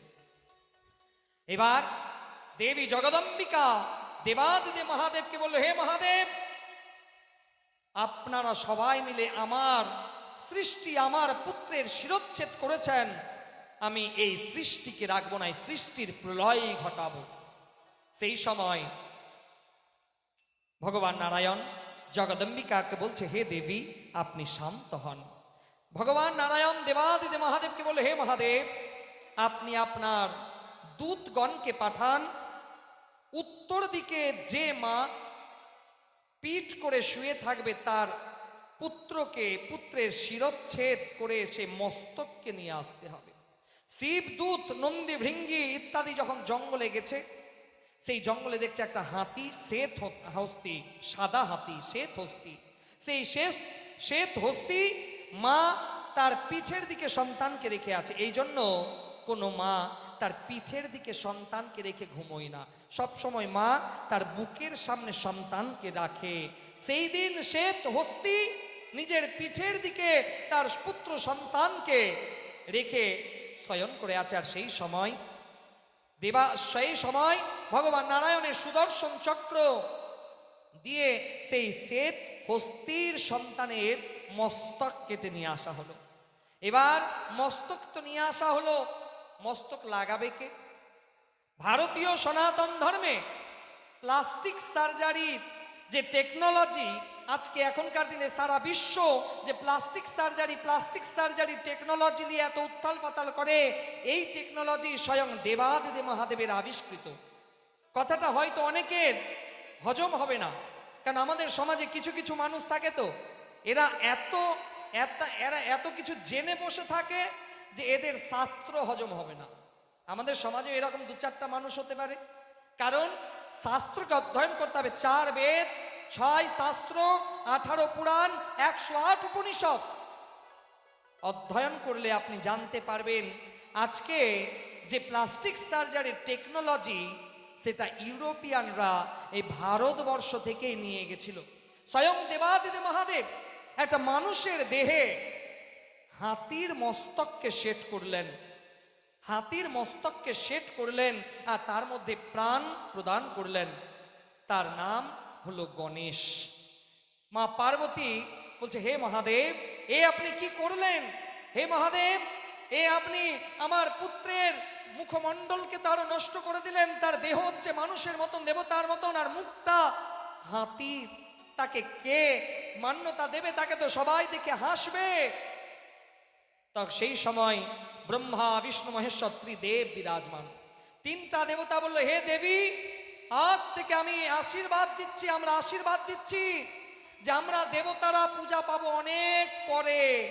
যে কোনো পুজো করতে গেলে আগে গণেশ পুজো পাবে, তারপরে আমরা পুজো পাবো। পুজোর অগ্রাধিকার থাকবে গণেশের, তারপরে আমরা পুজো পাবো। আজও সেই মহাদেব ভগবান নারায়ণ আর ব্রহ্মার আশীর্বাদে আজও সেই গণেশ প্রাধান্য পায়, অগ্রাধিকার পায় পুজোর। আর এই গণেশ পুজোতে যদি দুর্বা দেওয়া হয়, গণেশজি আরো প্রসন্ন হয়ে যায় গণেশজি।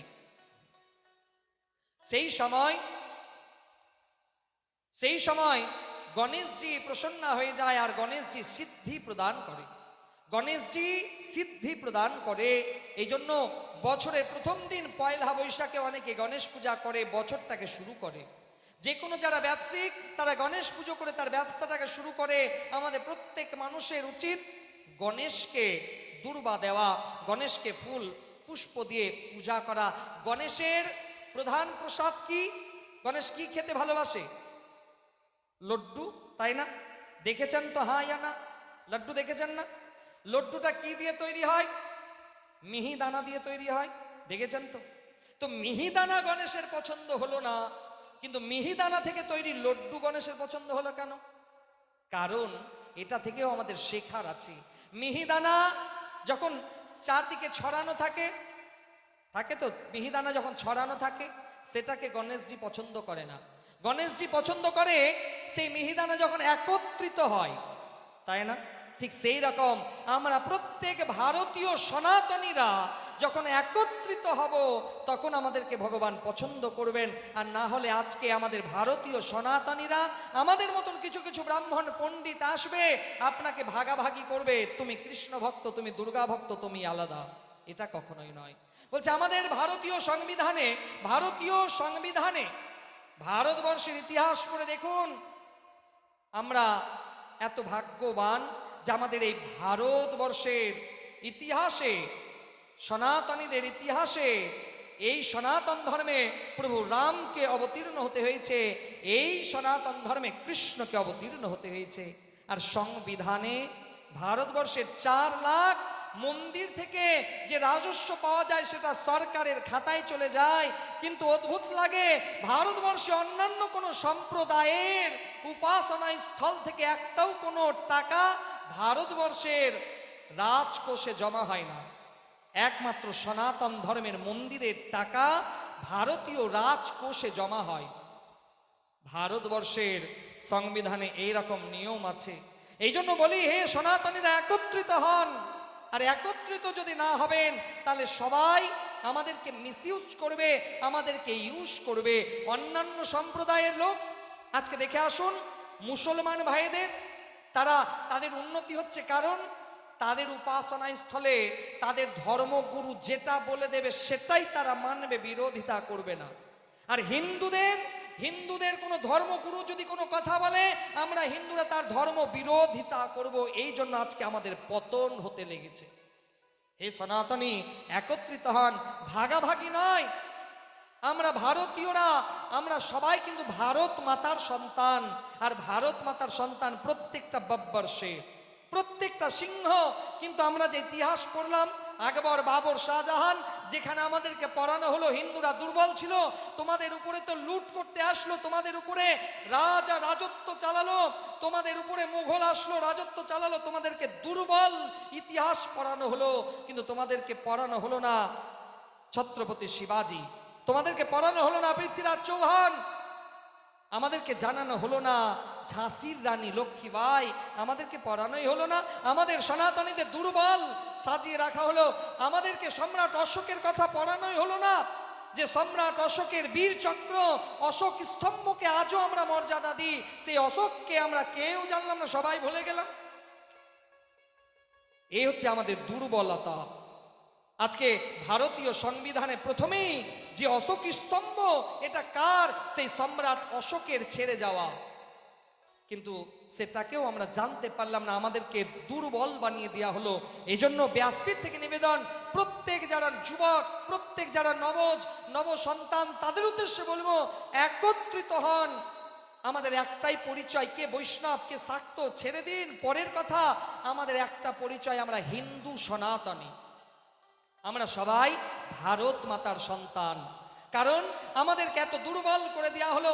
আজও খুব অবাক লাগে, 15ই আগস্ট যখন স্বাধীনতার পতাকা তোলা হয়, সেই দিন সব বাচ্চাদেরকে ডেকে আমরা মিষ্টি মুখ করাই, চকলেট খাওয়াই, জিলাপি খাওয়াই, কিন্তু কেউ বিপ্লবীদের ইতিহাস সেই বাচ্চাদেরকে শোনায় না। যার দরুন সেই বাচ্চারাও ভাবে স্বাধীনতার পতাকা তুললাম, একটা জিলিপি খেতে পাবো, একটা চকলেট খেতে পাবো, ব্যাস সেইটুকুই। কিন্তু ভারতীয় সনাতন সংস্কৃতি এটা নয়। ভারতীয় সনাতন ধর্ম, প্রত্যেক বাচ্চাদেরকে আপনার ধর্ম সম্বন্ধে বলুন। ভারত মাতার যে পতাকা, সেই পতাকাকে সৃজন করলো কে? ভারত মাতার যে তেরঙ্গা পতাকা, সেই পতাকার নির্মাণ করলো কে? অনেকেই জানে না। পিঙ্গালি ভেঙ্কাইয়া যে প্রথম তেরঙ্গা রংটাকে নির্মাণ করেছিল, ভারত মাতার পতাকার ধ্বজ উত্তোলন করা হয়েছিল পিঙ্গালি ভেঙ্কাইয়া, যে এটা তৈরি করেছিল, আমরা তাকে কেউ জানলাম না। আমাদেরকে দুর্বল করে দেওয়া হলো। আর কিছু কিছু ধর্মের টেররিস্ট, যারা আপনার কাছে ধার্মিক সেজে আসবে, আপনার গ্রামে বিচ্ছেদ লাগাবে, সাবধান থাকবেন তাদের থেকে। কারণ কখনোই কোনো ভগবান আপনাকে আলাদা করবে না, কোনোদিন না। না দুর্গা আপনাকে আলাদা করে দেখবে, না কালী আপনাকে আলাদা করে দেখবে, না কৃষ্ণ, না গোবিন্দ, কেউ আপনাকে আলাদা করে দেখবে না। এই জন্য হে সনাতনী, আপনার যাকে ভালো লাগে আপনি তার উপাসনা করুন, কিন্তু কদাপি নিজেদের মধ্যে ভেদ করবেন না। সবাই একত্রিত হন, সবাই একত্রিত হন। ছোটবেলায় পড়েছিলাম মা, যে একটা আঙ্গুলকে তো সবাই নামাতে পারে, কিন্তু এই 5টা আঙ্গুল যখন এক জায়গায় একত্রিত হয়, এটাকে নামানো বড় মুশকিল। এই জন্য হে সনাতনী, নিজেদের অস্তিত্বকে আমরা ত্যাগ করে আমাদের একটাই সংকল্প হবে, আমরা সনাতনী। এই জন্য সনাতন ধর্মে মিহিদানা গণেশের প্রিয় হলো না কেন? মিহিদানা ছড়িয়ে ছিটিয়ে থাকে, আর সেই মিহিদানা যখন একত্রিত হয়, তখন সেটা গণেশজি প্রসন্নভাবে গ্রহণ করে। তার মানে গণেশজি বার্তা দিচ্ছে, তোমরা একত্রিত হও, একত্রিত হও। আর যেদিন দেখবেন হিন্দু সনাতনীরা একত্রিত হয়ে যাবে, সেদিন কোনো মাইকা লালের ক্ষমতা নাই, হিন্দু মন্দিরকে ভেঙে চলে যাবে, কারো ক্ষমতা নাই। এই জন্য হিন্দু সনাতনী একত্রিত হন, না হলে সময় আসছে খুব বড় ভয়ঙ্কর। আভি নাহি তো কভি নাই, এখন যদি না জাগবেন তাহলে কিন্তু আর কোনোদিন জাগতে পারবেন না। শুধু ভাববেন আমি এসি ঘরে ঘুমোবো, নিজের ঘরে থাকবো, আমি ভালো আছি, ও মরছে মরুক। এই ভোগকে যদি করবেন, তাহলে এই ভোগ আপনাকে ভোগ করবে। সর্বনাশকে মূল হ্যাঁ ভোগ বিলাস। আমার খুব অবাক লাগে, দেখবেন আগেকার দিনে, কারণ মনে রাখবেন কাশ্মীরে যে হিন্দুরা ছিল, তাদের কাছে কোনো কিছুর অভাব ছিল না, না বাড়ির অভাব ছিল, না ধনের অভাব ছিল, কোনো কিছুর অভাব ছিল না। কিন্তু আজ থেকে 30 বছর আগে সেই কাশ্মীরে পণ্ডিতগুলোকে কাশ্মীর ছেড়ে পালাতে হয়েছে, আজও তারা এখনো ভালোভাবে পৌঁছতে পারছে না। এই জন্য তখন সেখানে হয়েছে, সেটা আগামী দিনে যে আমাদের কাছে আসবে না কোনো গ্যারেন্টি নাই। এই জন্য হে সনাতনী, একত্রিত হন। ছেলে মেয়েকে নাচ শেখাচ্ছেন, ভালো শেখান, গান শেখাচ্ছেন, ভালো শেখান। তার সঙ্গে সঙ্গে আপনার ছেলে মেয়েকে আত্মরক্ষা শেখান, আপনার ছেলেকে যুদ্ধ কলা শেখান, আপনার ছেলেকে ক্যারাটা শেখান, যেন আপনার ছেলে মেয়ে নিজেকে প্রতিরোধ করতে পারে, নিজেকে প্রতিরোধ করতে পারে। না হলে যেদিন বিধর্মী আসবে আপনার ঘর থেকে, আপনার বউ আপনার মেয়েকে টানতে টানতে নিয়ে যাবে, কিছুই করতে পারবেন না, সেই দিনের অপেক্ষায় থাকলে চলবে না। এই জন্য হে সনাতনী একত্রিত হন। আগেকার দিনে প্রত্যেকের বাড়িতে বড় বড় বটি থাকতো, ছিল না? আগেকার দিনে বড় বড় বটি থাকতো। তো সেই বটি নিয়েও মায়েরা অনেক বড় বড় কাজ করেছে, সবজি কেটেছে। বলো রাধে রাধে। ইতিহাস পড়ে দেখুন, কারণ অনেক সমাজে যখন বিধর্মীরা তার ঘরে প্রবেশ করেছে, সেই মা বড় বড় বটি নিয়ে তাদের পিছনে ধাওয়া করেছে। এখন তো আপনার ঘরে বটিটাও ছোট হয়ে গেছে, বটিও নাই। এখন তো রান্নাঘরে ঢুকতে গেলে ওই একটা ছোট্ট একটা চাকু দিয়ে সবজি কাটছেন। তাহলে যে দিন বিধর্মীরা আসবে সেদিন কি করবেন? এই জন্য বাড়িতে বড় বড়, বোঝা গেল? বলো রাধে রাধে। বাড়িতে বড় বড় বটি রাখুন। কারণ অবাক লাগছে, কিছুদিন আগে একজনের বাড়িতে নারায়ণ পুজো করতে গেলাম। নারায়ণ পুজো করতে গিয়ে যে কলা গাছ দেওয়া হয়, তো কলা গাছটাকে একটু কেটে ছোট করবে, এমন একটা দা নিয়ে এলো বাবা, কলা গাছকে টেনেও কলা গাছ কাটতে পারছে না, দায়ে ধারই নাই।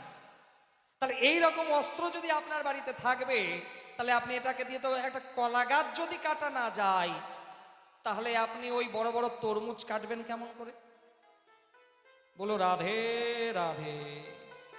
এই জন্য হে সনাতনী, বাড়িতে বটি রাখুন। আলু পটল কাটবেন, যখন কাজে লাগবে তখন রাধে রাধে। হে সনাতনী একত্রিত হন, কারণ সেই দিন দূর নয় যেদিন হয়তো আপনার গ্রামেও তারা এসে অত্যাচার শুরু করবে। এই জন্য হে সনাতনী একত্রিত হন। নিজের ভোগ বিলাসকে দূর করুন। সুন্দর একটা ভজন, সর্বনাশ কে মূল হ্যায় ভোগ বিলাস। এই জন্য আসুন এই ভজনে রসাস্বাদন করে কথাকে আগের দিকে নিয়ে যাই। বলিয়ে ভক্তবৎসল ভগবান কি, রাধা রানী কি, ভাগবত ভগবান কি। ঘুম লাগছে কি? ঘুম লাগছে না? বলো রাধে রাধে। তো আসুন আমরা একটা ভজনের রসাস্বাদন করে কথাকে এগিয়ে নিয়ে যাই। सर्वनाश के मूल है ये सब भोग विलास। सर्वनाश के मूल है ये सब भोग विलास। पश्चाताए मौत जब आएगा तेरे द्वार कि भजले हरि हरि, कि भजले हरि हरि।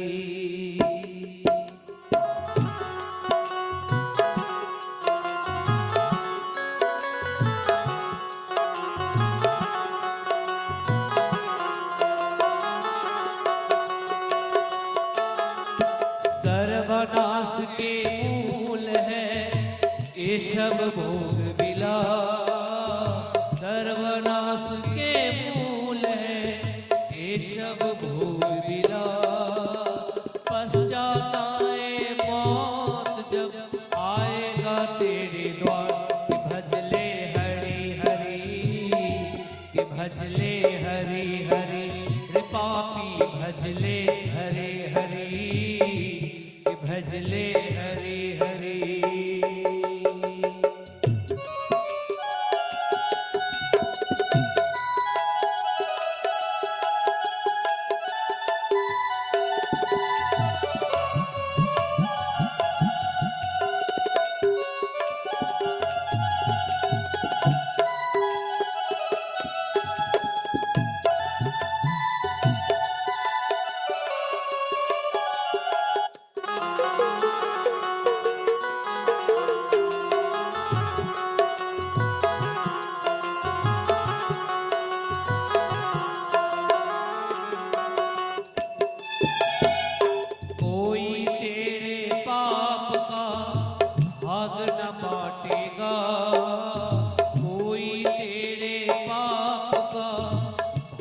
न बांटेगा।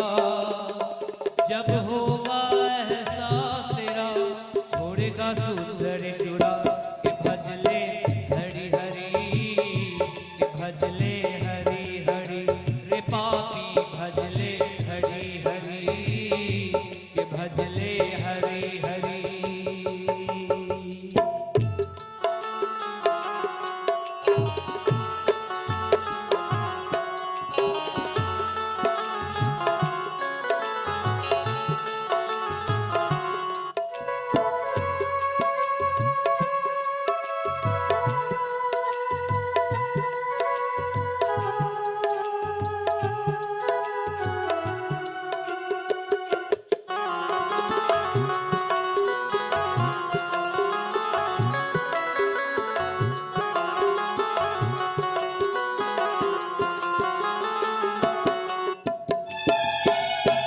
आया खाली हाथ और भेजा खाली हाथ। आया खाली हाथ और भेजा खाली हाथ। कैसा है ये दीन दयाल, कैसा है दीननाथ के भजले हरि हरि के भजले हरि हरि के भजले हरि हरि के भजले हरि हरि। सर्वनाश के मूल है ये सब भोग बिला। सर्वनाश के मूल है ये सब भोग बिला। पश्चात आए मौत जब आएगा तेरे द्वार के भजले हरि हरि के भजले हरि हरि रे पापी भजले हरि हरि के भजले हरि हरि रे पापी भजले हरि हरि के भजले हरि हरि। बोलिए भक्तवत्सल भगवान की। नवमी स्कंधे राम प्रसंग आसे, सूर्य वंशे प्रसंग। राजा परीक्षित सुखदेव जी महाराज के बोलছে, हे गुरुदेव আপনি আমাকে কৃষ্ণের কথা শ্রবণ করান। আমি ব্যাকুল হয়ে আছি কৃষ্ণের কথাকে শ্রবণ করার জন্য। সুখদেবজি মহারাজের এই কথা রাজা পরীক্ষিত সুখদেবজি মহারাজকে বলল, কথিত বংশ বিস্তার ভবতা সোম সূর্যয়া রাজ্ঞাং চোভ বংশান্যাং চরিতং পরমাদ্ভুতম। যে হে গুরুদেব, কৃপা করে আমাকে কৃষ্ণ বংশের কথা শ্রবণ করান বিস্তার পূর্বক। সুখদেবজি মহারাজ বলছে, হে রাজন, আমিও আপনাকে সেই কৃষ্ণের কথা শ্রবণ করানোর জন্যই আমি ব্যাকুল হয়ে আছি।